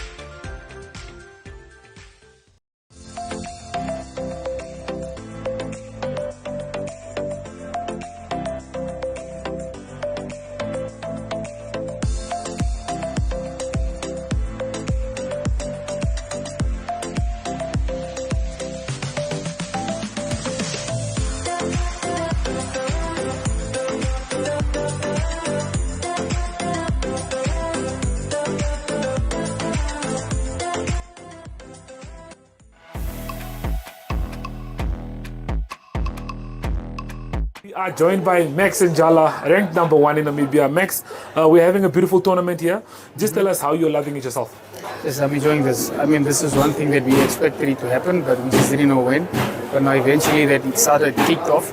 We are so actually, we appreciate the effort that the NSA put together and everybody else who contributed to this whole huge tournament. It's the first ever hosted in Namibia. And it's also my first time to ever take part in a PSA challenge. So to see the skills from all different kinds of countries throughout Africa, it's a privilege for us. Okay, well, you took on Samuel yesterday all the way from Nigeria. He said he was ranked #1 2 weeks ago before he got knocked off. And just give us your thoughts on that one. How was that one for you? How was the match in itself? Not what I expected. I thought he was going to clean me out. That's actually my expectation. So that's why in the first game, when I was leading 9-6, I couldn't believe it. I started thinking like, oh, I can actually take this guy. But then for some other reasons, panic mode kicked in and my mental strength wasn't strong enough. So eventually I lost it. The second game, same thing. The third one, he took it. He was a better player. I mean, this is what he does for what he do for a living. No excuses at all. But overall, I think I did well, and I'm happy with my performance against him. But I'm sure next time if I have to meet him again, it's going to be a different ball game. A different ball game. Yeah. Well, you still have matches to look forward to. What can we expect from you as the viewers? I think what the viewers can expect at the moment is I'll put everything I have in my system. and I have trained in actually quite hard, and the preparation for the full series that's coming up, actually, this is actually right good for me. So I'll give everything I have in my system. Okay, well, I spoke to the team earlier. You have test matches next week that you have to take on. Preparation-wise, getting into test matches, what does it take for you personally? What does it take for you to get ready for events like this? I think for the current tournament that we're playing in at this moment, I think this is more like a work in progress. It's actually good for me to just see where I stand and what errors I have that I need to iron out before the test series. So obviously with the recording that's happening, the live feeding, one can actually go back and just see where you made errors and just try to rectify on that and see if you can actually just improve for the next matches. Okay, well, all in all, how are you feeling? I'm happy. I'm good. My legs are still strong. I'm not really exhausted at the moment. I think my mental strength just needs to come back. Okay, thanks for your time, Max. Thank you very much.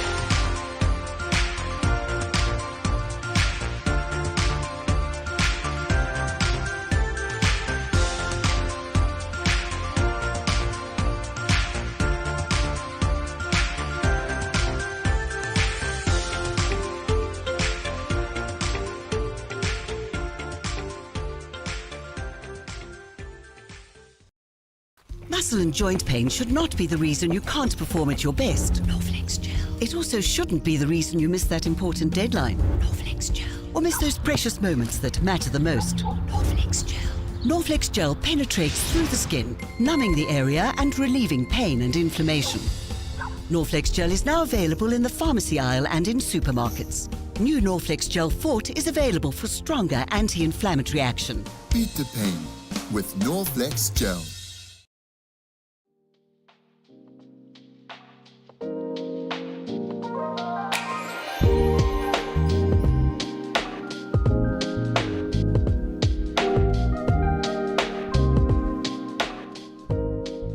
NAMRAD strives to provide the best radiological care.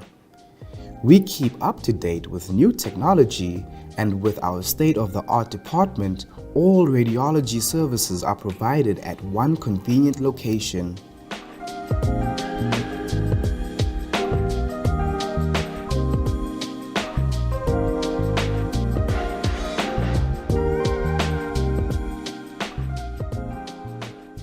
You can find them at Lady Pahamba Private Hospital, corner of Frankie Fredericks and Umbika Street, Kleiner Cooper, Windhoek.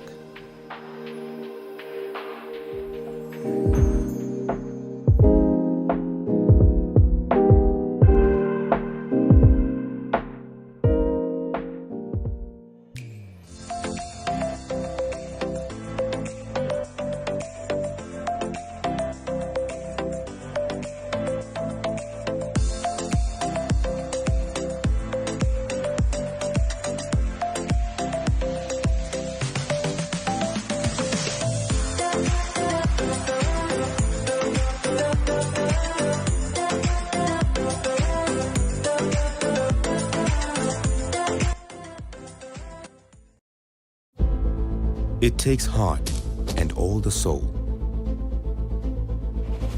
A head stuck in the game. It takes every bone in your body, all the blood in your veins. And then more blood, and more sweat, more tears, all your hopes and your dreams. It takes conquering fears. It's late nights and weekends. 6 to 6s, 9 to 5s. It takes sacrifice and suffering every moment of our lives. It takes kick after kick, being kicked when you're down. It takes fighting for hours for inches of ground. It takes every last line out, every last second spent. It takes absolute devotion. It takes 100%.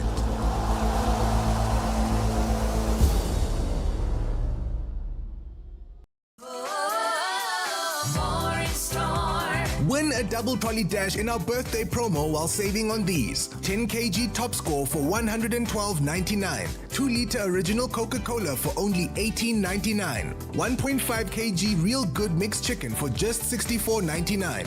750-gram Nola mayonnaise at $28.99. And 700ml all gold tomato sauce, also only $28.99. See the details of our incredible double trolley dash competition at vurmanbrock.com.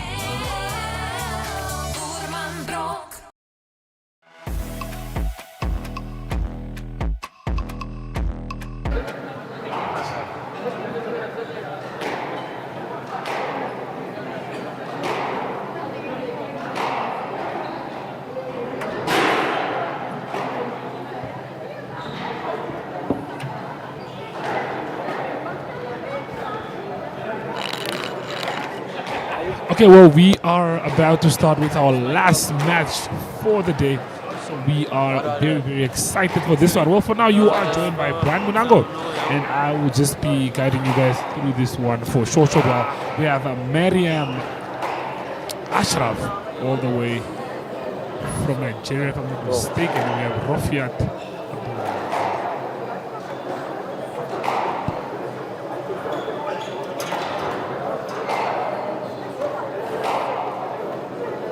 Well, Steven is right on his way to come take us through this match, so please do stay tuned for this one.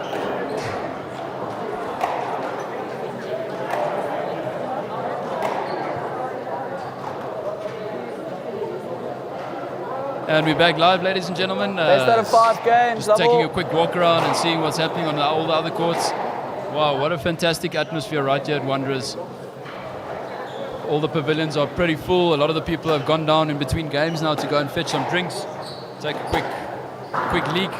And we've moved over to Miriam Ashraf and Rofiat Abdulaziz.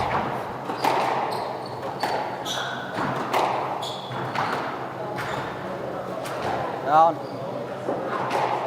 It's a very nice, very basic start to the game, and that's what you'd come to expect from the top players when they start the game. They start with a very basic way of playing, very basic rallies, just sussing each other out, finding their lines, finding their lengths, and just sort of looking for some weaknesses in their opponents there. Rofiat Abdulaziz won't be very happy with those tins there.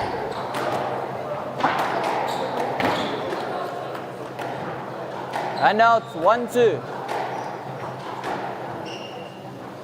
She gets her first point, and Rofiat is now trailing 1 point to 2.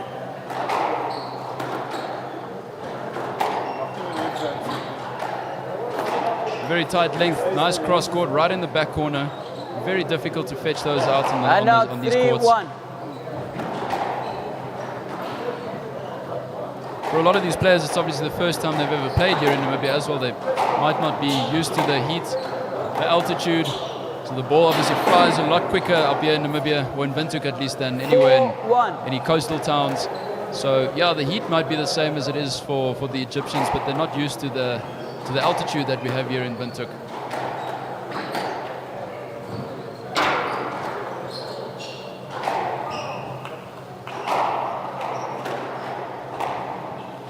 And out 2-4. Rofiat gets a point there, and she's now down to 2-4, so it looks like this could be quite a competitive game, yeah?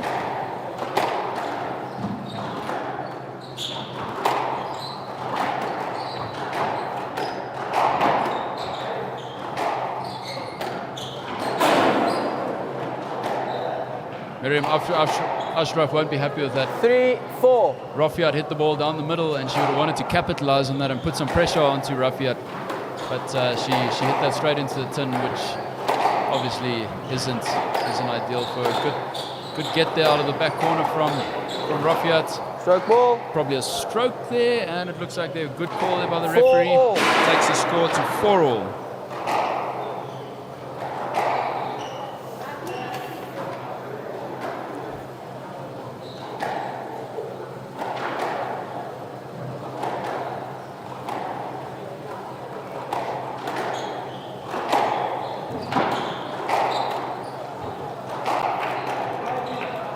And out 5-4.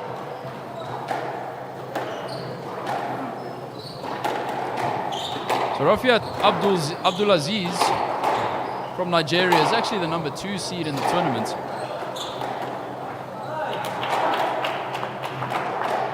And out 5 And she's taking on Miriam Ashraf from Egypt, who actually is the number 7 seed in the tournament. So Miriam is actually the underdog if you look at the rankings. But if you look at the standard of squash so far, very much even Stevens, and the scoreboard says it, tie ball.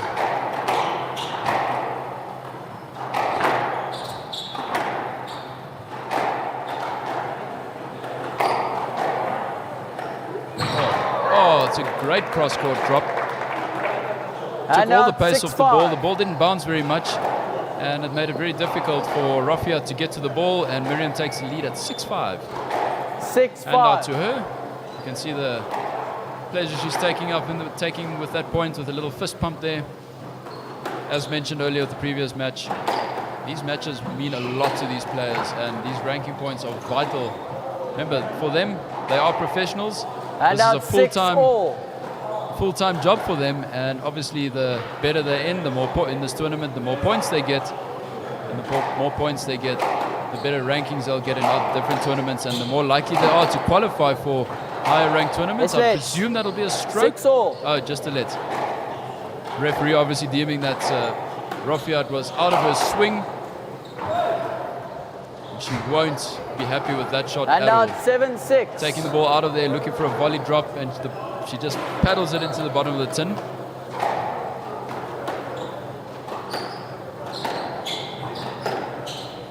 Stephen, we're in for another close one, it seems, between Ashraf and Abdulaziz.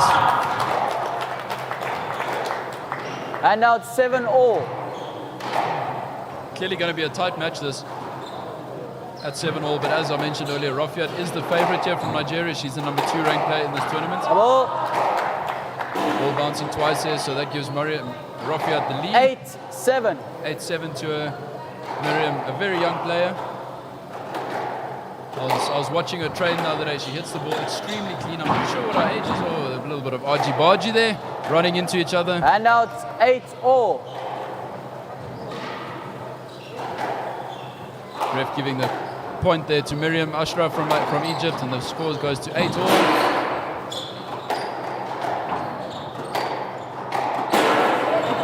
Oh, you can see Miriam talking to herself there. She won't be happy with that. That was actually a great ball for her to capitalize on, and she put that into the tin. Not ideal for this level of squash. Very quickly, does length count in your favor or not necessarily?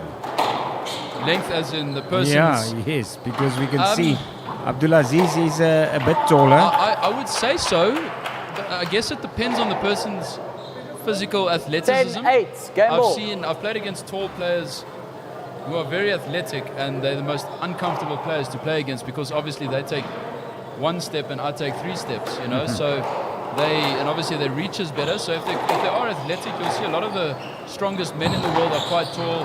Mohammed Al-Shabaghi is quite tall. What's his name? From the right. 10-8. Nick Matthews from England was quite a tall player.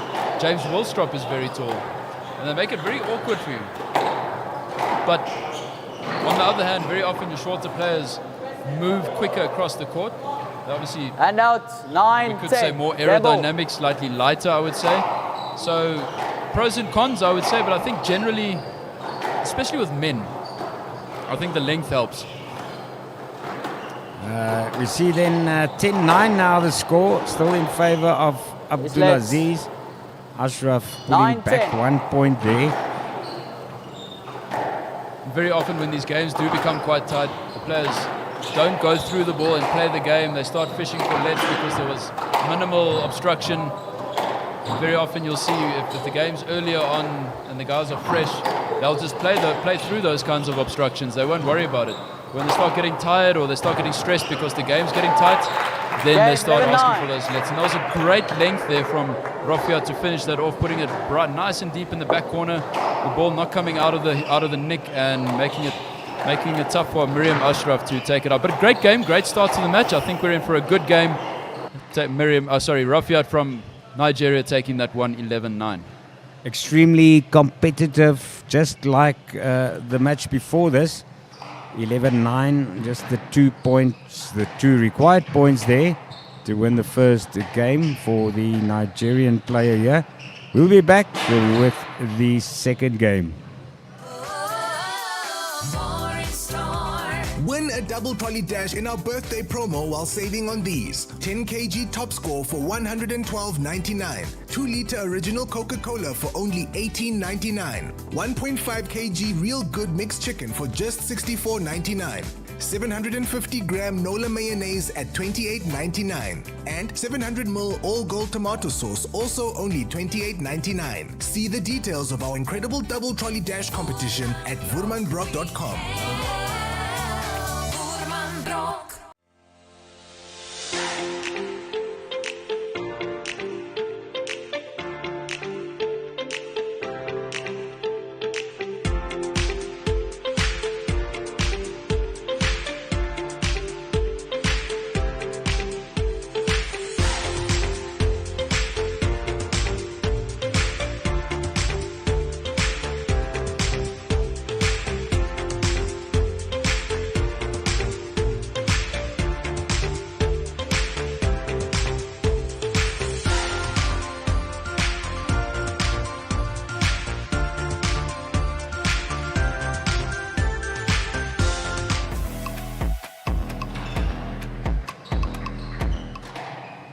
Players are back on court now for the second game in this match. Mariam Ashraf, the Egyptian player, against Rafiat Abdulaziz from Nigeria. Just a tough competition for the first game of this match.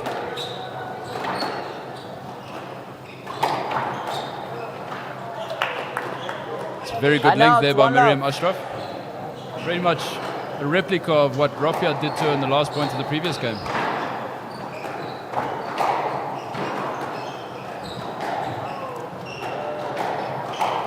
Two love. Second set now. Mariam Ashraf is up 2 points.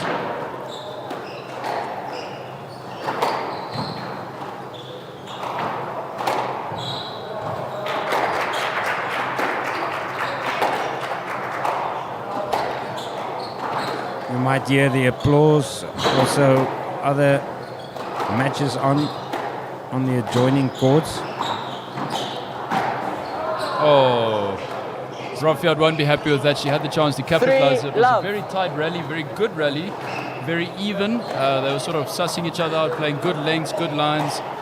And when Miriam Ashraf played the one loose shot, that's where Rafiat should have capitalized, and she'll be very disappointed with a shot like that.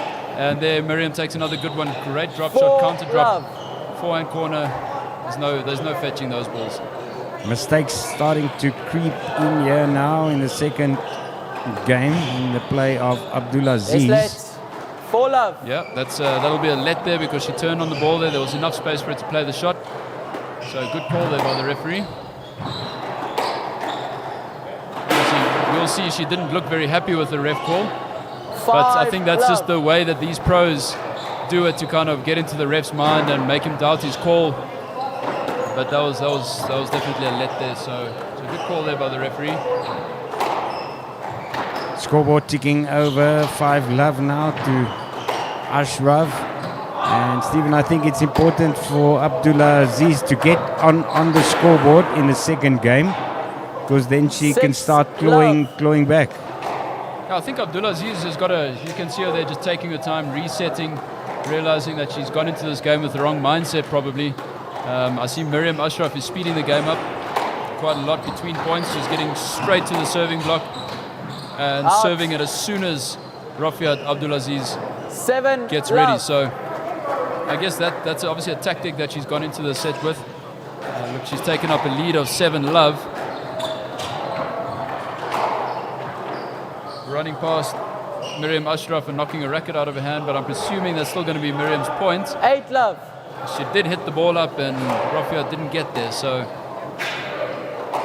wow, 8-love. This game's just flown by. That's just totally different to what we saw in the first set. So Yes.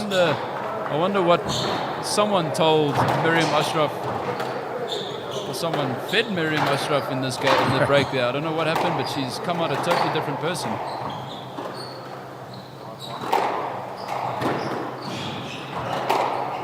Well reached there. You'll see Rafiat starting to play a little bit more aggressive now because she's Allez, obviously got just nothing let, to 8 lose. love, I'm assuming from the the ref will left. give that a let. So they'll play this point So again. They'll take that one over. Over.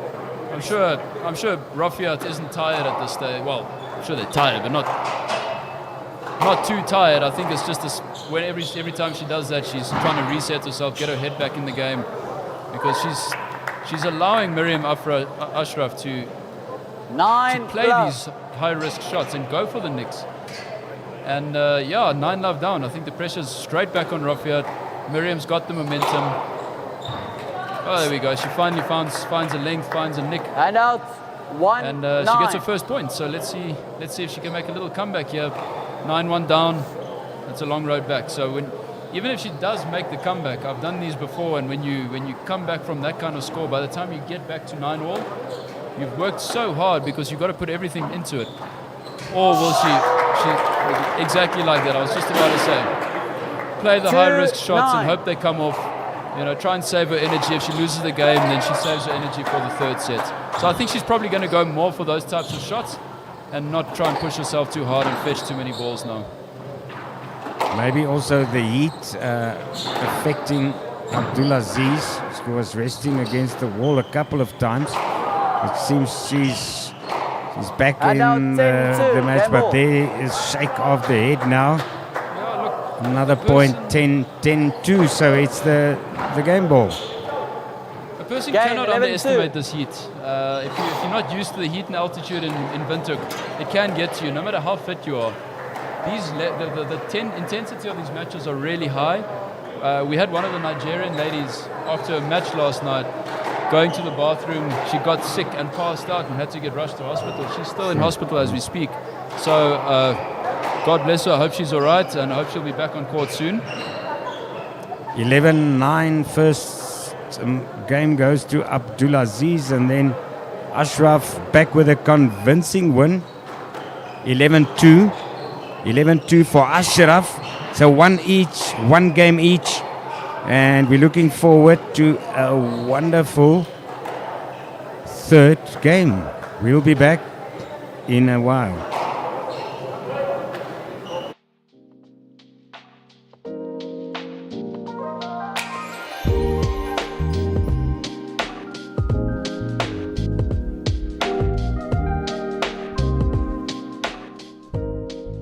NAMRAD strives to provide the best radiological care. We keep up to date with new technology, and with our state-of-the-art department, all radiology services are provided at one convenient location.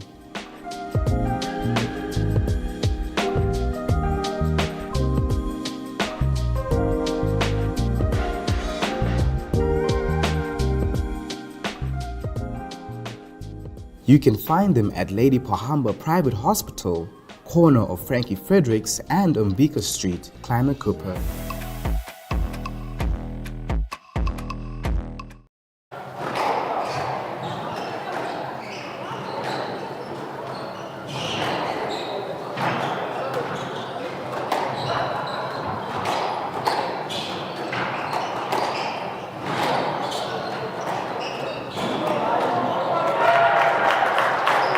And out.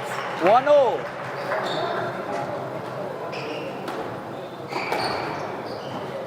It's late. We're back live there.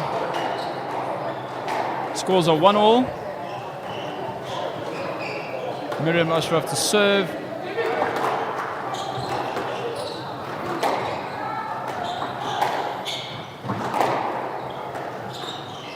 So obviously playing your squash up here in Windhoek at altitude. Most players obviously generally play 2-1. at more of a sea level kind of game, and Windhoek is very high. We're in the same level as Johannesburg. So if you've played in Johannesburg, you know what playing at altitude is all about. And the ball flies. You see your length in Windhoek is going to be a lot different to your length at a place like Cape Town or in any coastal cities around the world. So it takes some adjusting for a lot of these players to get used to the length and where they need to hit the ball to maximize, because the ball just bounces so much here. It's a totally different ball game.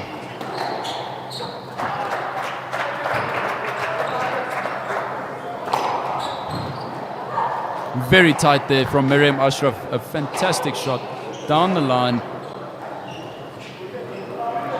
3-2. So this one will definitely have to go to 4 games. You need to win with a margin of 3 out of the 5 games. Abdulaziz now with a 1-point lead. It's the other way around, sorry, Ashraf. Yes, we're correcting our scoreboard there. Rafiat Abdulaziz has definitely come out in this set with a lot more intent. I think her coach, one of her teammates, would have told her, listen, told her exactly what she's doing wrong. She needs to calm down. She needs to get the basics better. Make sure she plays the rally and gets a little bit of patience in there and just waits for Miriam to offer up the opportunity. She, obviously from Rafiat's side, she was offering up too many opportunities and giving Miriam the chance to play the ball and win the point. And out 3-all.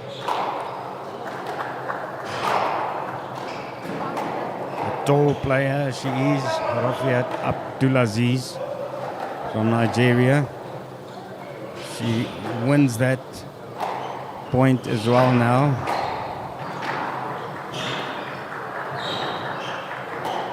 Three each.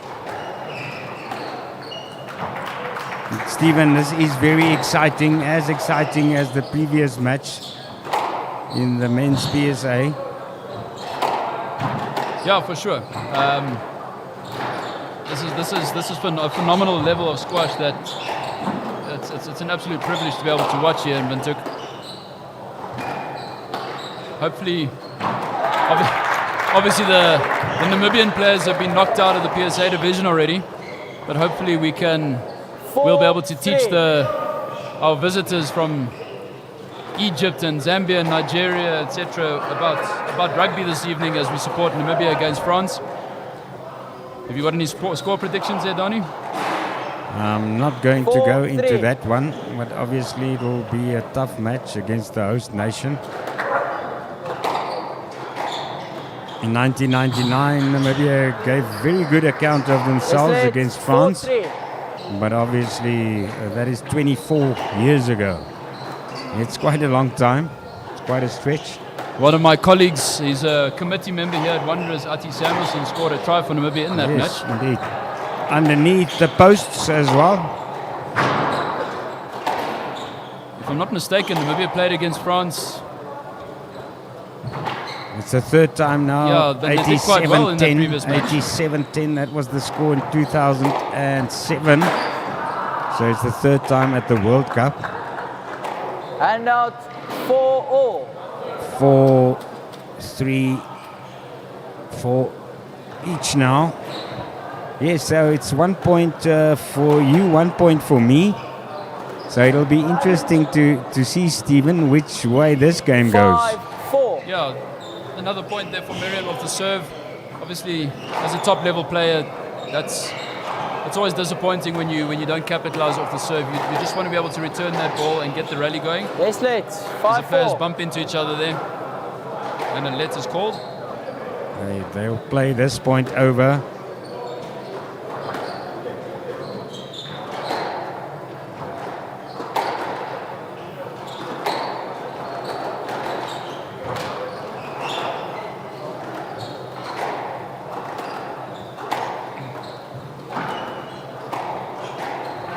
But Ashraf also making the taller player work very hard, chasing her around the court. I was just going to say that if you saw in that rally how she pushed her back and she delayed her shot. Rafiat obviously wasn't able to move anywhere because if she had gone forward because she played a loose shot there, she would have run into Miriam Ashraf's racket. So Miriam 7-4. Ashraf waited and delayed until the last moment and had an excellent drop down the backhand corner. And one sees now in the body language also of Abdulaziz that she's not happy with herself. Handout. Head 5-7. shaking. Shoulders hanging at times. But she's got a chance now. Yeah. She needs to find a way to psych herself back up, get back into this. I mean, she's not out of it. I mean, 7-5 it's not a big score difference, but as you say, correctly said, Dani, the body language tells a totally different story. She looks very frustrated with herself. Okay, there obviously Yes. she played a great shot and she's psyched up. So 6-7. You know, as long as she can find a way to get herself back in the game, I would say 70% of squash, a lot of the time, especially when your opponent is the same level, is mental. And if you're not mentally ready or mentally in the right space, then you're not going to be playing your game at the right level and where you want to be playing. So Ashraf won't be happy with that return of serve there. She obviously, sometimes these guys, I can't tell if she did do that, but a lot of the time they sort of pretend the shoelace came untied just to take a breath and just regather themselves and help themselves get ready for the next point. Because squash is one of those games you don't actually have any breathing space to think about things or someone to advise you, a coach to tell you something. And now it's only you and yourself. 7.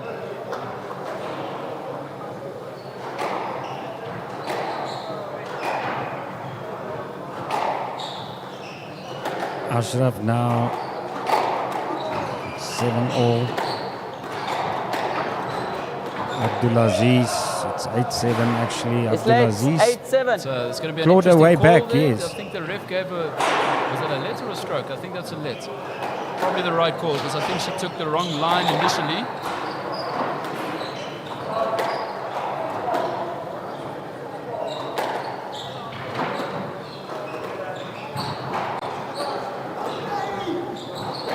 Very clever boast there by Ashraf. She's not happy about something, querying the ref. It was a very clever boast. And She now knew that 8-all. Rafiat was stuck behind her and she played a boast to the opposite corner, sending her, I mean, she probably ran 5 meters further than she normally would have. So that's a great shot. Even if you get to those balls, you're working a lot harder, and that's obviously part of squash, is working your opponents. But the fitness level of Ashraf is definitely supreme, very fit. Both of them, obviously. Yeah. But like yesterday, Ashraf, it seems that she plays 9-8. effortlessly. She doesn't show that she gets tired. She kind of glides across the court. Unfortunately, on the screen doesn't do justice as to how small she is. A person would think that Rafiat is really tall. Rafiat is, I would say, about 5'9", so it's probably a normal length. But Miriam Ashraf is a very small person by stature, and the way that she glides across the court and can fetch everything, her positioning, her movement is just phenomenal. And that's just something about Egyptian squash. I mean, they've got world-class coaches and world-class players that they can train with every day, and they get to train this into their systems on a daily basis, hours and hours and hours of training, making sure that you get to the right position, know where to hit the ball, what to hit. And yeah, I mean, Ashraf is just testament to that. Fast and frantic. She's not happy with that call. now. I think the ref said no let. And now That's an interesting call. Game ball. I felt that there was probably a let there. 10-9 now in the favor of the player from Nigeria. You can hear the crowd cheering, the Game Nigerian 11-9. supporters getting behind Rafiat Abdulaziz. Miriam Ashraf won't be happy with that. She had an opportunity to equalize there and get the game into a tiebreaker, but she put it into the tin. That's probably a little bit of pressure building there, and that's a great comeback from Rafiat Abdulaziz, after having lost the previous game 11-2, she brought this one back to take it 11-9, and now currently leads 2-1. Yes, we're expecting as good a fourth game. Stay tuned.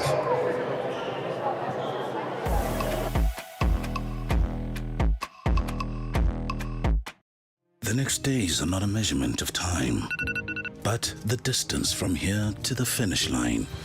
For the race you are running, for your kids, your career, your health, your future. Not away, but towards it. While the voice in your head reminds you it won't be easy. But by simply swinging your feet towards the floor, you've taken the first step. Grow for it with Stamino Grow. 5-in-1 supplement available at all leading pharmacies.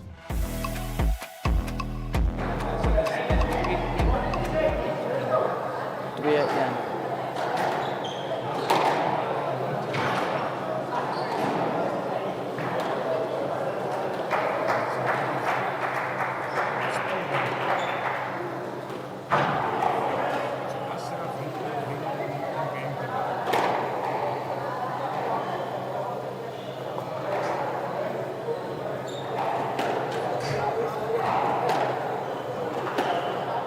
Seems there, some of the supporters. Obviously, it's later now. The sun has set, early evening. Stephen, 15 seconds. The stand's a bit emptier. Yeah, than earlier. the screen doesn't do it much justice. If you walk around, you'll see how because remember, there's 4 great games going on at once, and obviously one of the courts that aren't being screened now was one of the local players, Lienko van Rooyen, was playing against one of the Zambian players, and that was a really tight match. So that pavilion was chock-a-block, but now that match is over, Lienko unfortunately lost 3-love. So I'm sure a lot of players will be moving across. There's also a very good game between the men, the number 1 from Nigeria against the number 1 from Zambia, I believe. So that game's a very tight game at 1-1 as well. So no one really knows where to sit at this stage. Just so much good squash going on. Ashraf taking the lead there early. It's now 2-love. Abdulaziz would like to come back strong quickly and finish this off. If she gets dragged into her 5th game, it will take even more of a stamina away. For sure. You can see the intensity seems to have picked up, the pace of the game. Miriam Ashraf knows that she needs to get off to a good start here, and she has. 3-love is exactly what she would have wanted. She's obviously a left-hander, which makes the gameplay a little bit different. I'm not sure why she's asking for a let there. I didn't see anything. From the right. It looks like the ref said no let. No, obviously a let did happen, so we probably couldn't see it on screen here. So they're going to play a let. They will retake that point. But Ashraf really seems to have picked up the pace here. Make sure that she keeps Rafiat from Nigeria under pressure and doesn't let her get comfortable and relaxed. And there she goes again, 4-love. 4-love from the left. She seems on a roll now. Miriam looking like she's getting a little bit annoyed with the way that Rafiat is taking her time. Obviously there's very limited time between points, and you only have about roughly 15 seconds. So the ref is well in his right to call her on time wasting. And if that becomes a problem, then stroke ball. I'm sure that's just a let. Hand out. It seems to have given it a stroke. She was obviously impeding on a swing. But how does that work? Does the referee just warn you for time wasting, or can you get penalized with points? So what happens is they'll give you a conduct warning. And if he gives you another conduct warning, then it's in his right to say conduct point. And that means then Miriam would get the point, because Rafiat had been warned, and now she's been warned for a second time. And Rafiat's starting to make a few silly mistakes now.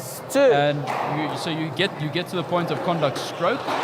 You can also get to a point of conduct game if the players are a specific players continuously abusing time, or whatever the reason might be. Maybe back-chatting the ref, or arguing with the ref, or whatever it may be. Obstructing continuously. Exactly, and if it gets to that, the ref can say conduct game.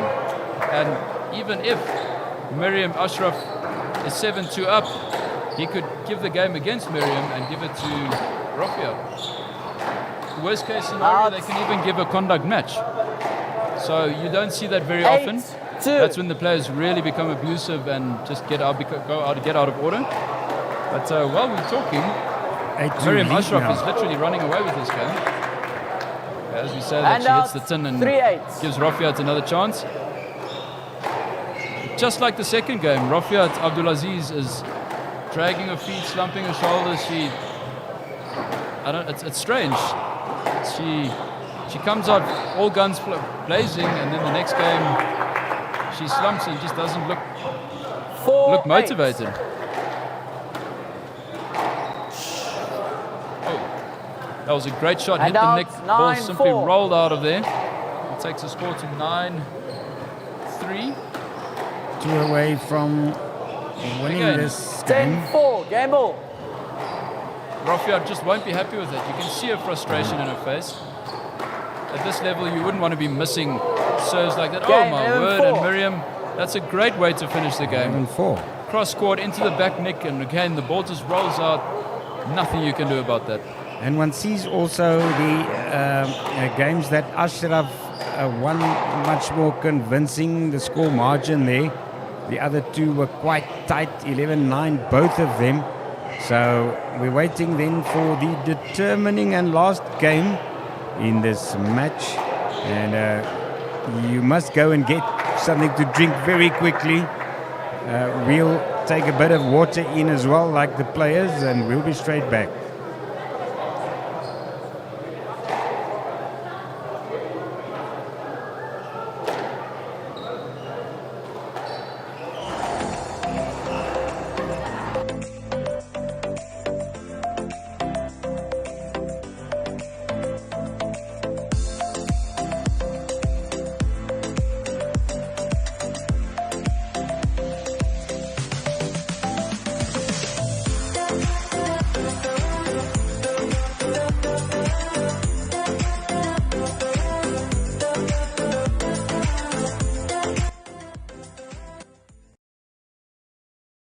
Muscle and joint pain should not be the reason you can't perform at your best. Norflex Gel. It also shouldn't be the reason you miss that important deadline. Norflex Gel. Or miss those precious moments that matter the most. Norflex Gel.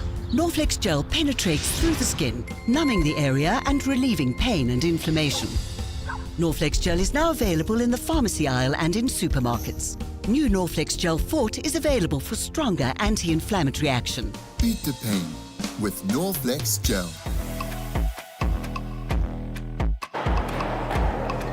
2 all-in games, level. This is the final and determining game now in this PSA ladies match at the BDO Namibian Open Squash Championship. 2 games each for Mariam Ashraf from Egypt and Rafiat Abdulaziz from Nigeria. Great start there by Mariam Ashraf. Getting that drop shot, taking the pace of the ball right above the tin in the nick. No chance for Rafiat Abdulaziz from Nigeria to get that ball. And that's the start Miriam would want. She'll want to do exactly like the 2 games where she won.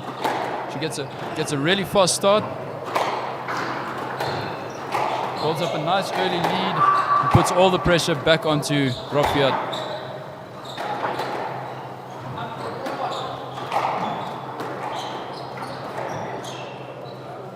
Stroke ball. Probably going to be given a stroke. There we go, stroke given to Rafiat Abdulaziz. Takes the score to 1-all. And yeah, that's obviously the unfortunate thing when that ball, Miriam had the intentions of playing a great drive down the line, but if that ball comes off the corner and comes back at you, then there's nothing much you can do. So Rafiat, good point there, and she takes the lead 2-1 to Rafiat Abdulaziz. Slender lead.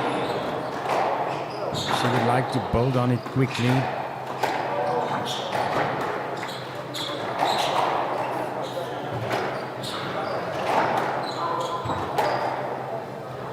The short player here, Ashraf, also able to pick up the ball from quite low. Oh, great shot there. You can hear the Nigerian supporters there. They are getting behind Rafiat Abdulaziz. From the left. Rafiat Abdulaziz, obviously, she seems to be doing this quite often between points, tying her shoelaces. That's kind of where the referee can get involved and say, listen, sort your shoelaces out. You are wasting time. The play needs to be continuous. So I'm not sure what's happening there, but yeah, Rafiat Abdulaziz started off with a good lead, very good pickup. Oh, it looked like a good pickup, but Mariam Ashraf seems to think that it was down. It looks like it, so the call is down, and Mariam Ashraf gets the handout at 2-3.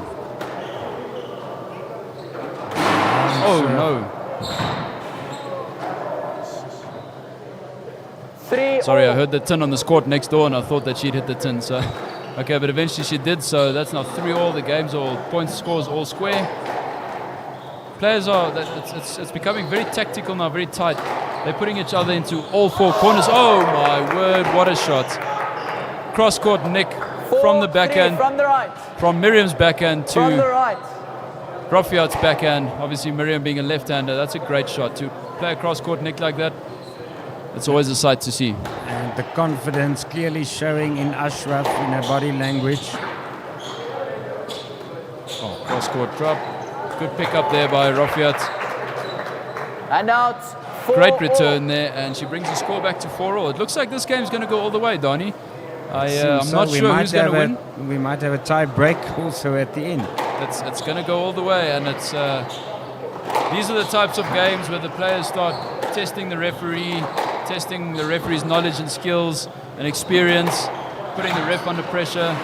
So let's see. I wouldn't be surprised if that happens. I hope it doesn't. It does make it a bit frustrating for the spectators. And out. But that was also a 5-4. great shot there by Miriam. So she's taken the lead again, 5-4. And she's very keen to get things going and keep Rafiat pushing and working her hard. Rafiat keeps trying to take her time, get herself ready. Oh my gosh. Looked like a game of rugby there. It's a stroke. Yeah, It's a stroke. she's asking Miriam's clearly not happy with that contact. I think I hope for her sake that it doesn't ruffle her a little bit and get her under pressure. Yeah, you see, that's what I was thinking might happen. Now she's frustrated and she plays frustrated shots. So let's hope she can get her composure back and get back into this game as Rafiat takes the lead.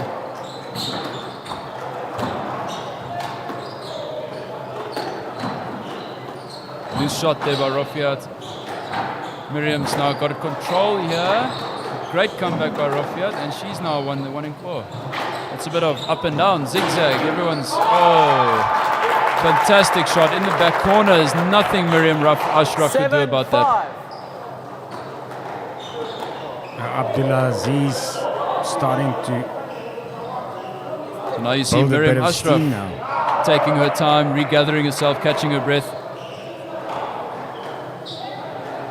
You see that's an old trick of the book. Shoelaces were perfectly tied. She untied them just to take her time, get herself composed. Yeah, but that happens in other sport codes as well, in other sports. 100%. Once again, the players are really struggling to get the ball out of that back corner in this match. 7-6, just the 1 point difference again. Asking for a let there. 6-7. They'll repeat this point. Oh my gosh. 7-all. Rafiat Abdulaziz won't be happy with that.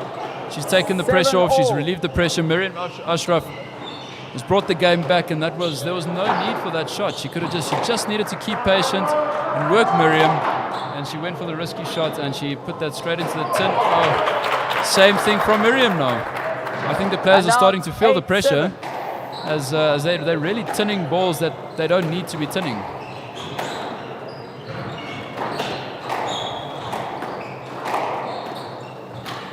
Very tight there by Rafiat.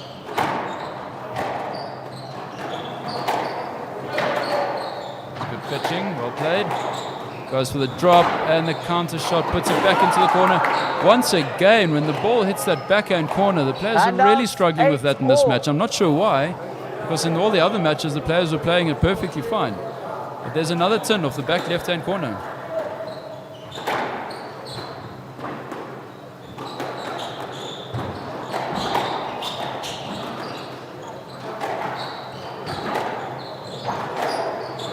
Bring it to the back. There we go. This time Rafiat makes sure she gets it up. Keeping a little bit more patient now. Oh, that'll be a stroke to Miriam Ashraf, I'm sure.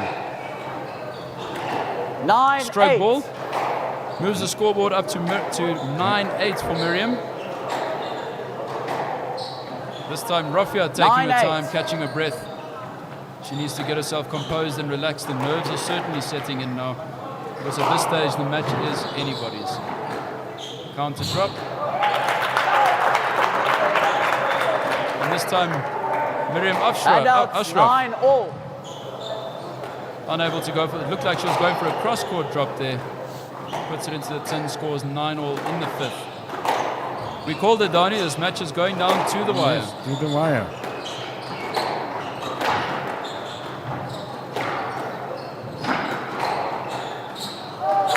Oh my word. She delayed that beautifully. I don't think anyone saw that shot coming. She held it nicely. And Miriam wasn't ready for, Rofiat wasn't ready for that shot. She played a wide cross-court drop. But you saw how much this means to Rofiat. She pretty much put in a full stretch dive. Wasn't able to get there. And now we have match ball to Miriam Ashraf. There's a chance. And she takes the game.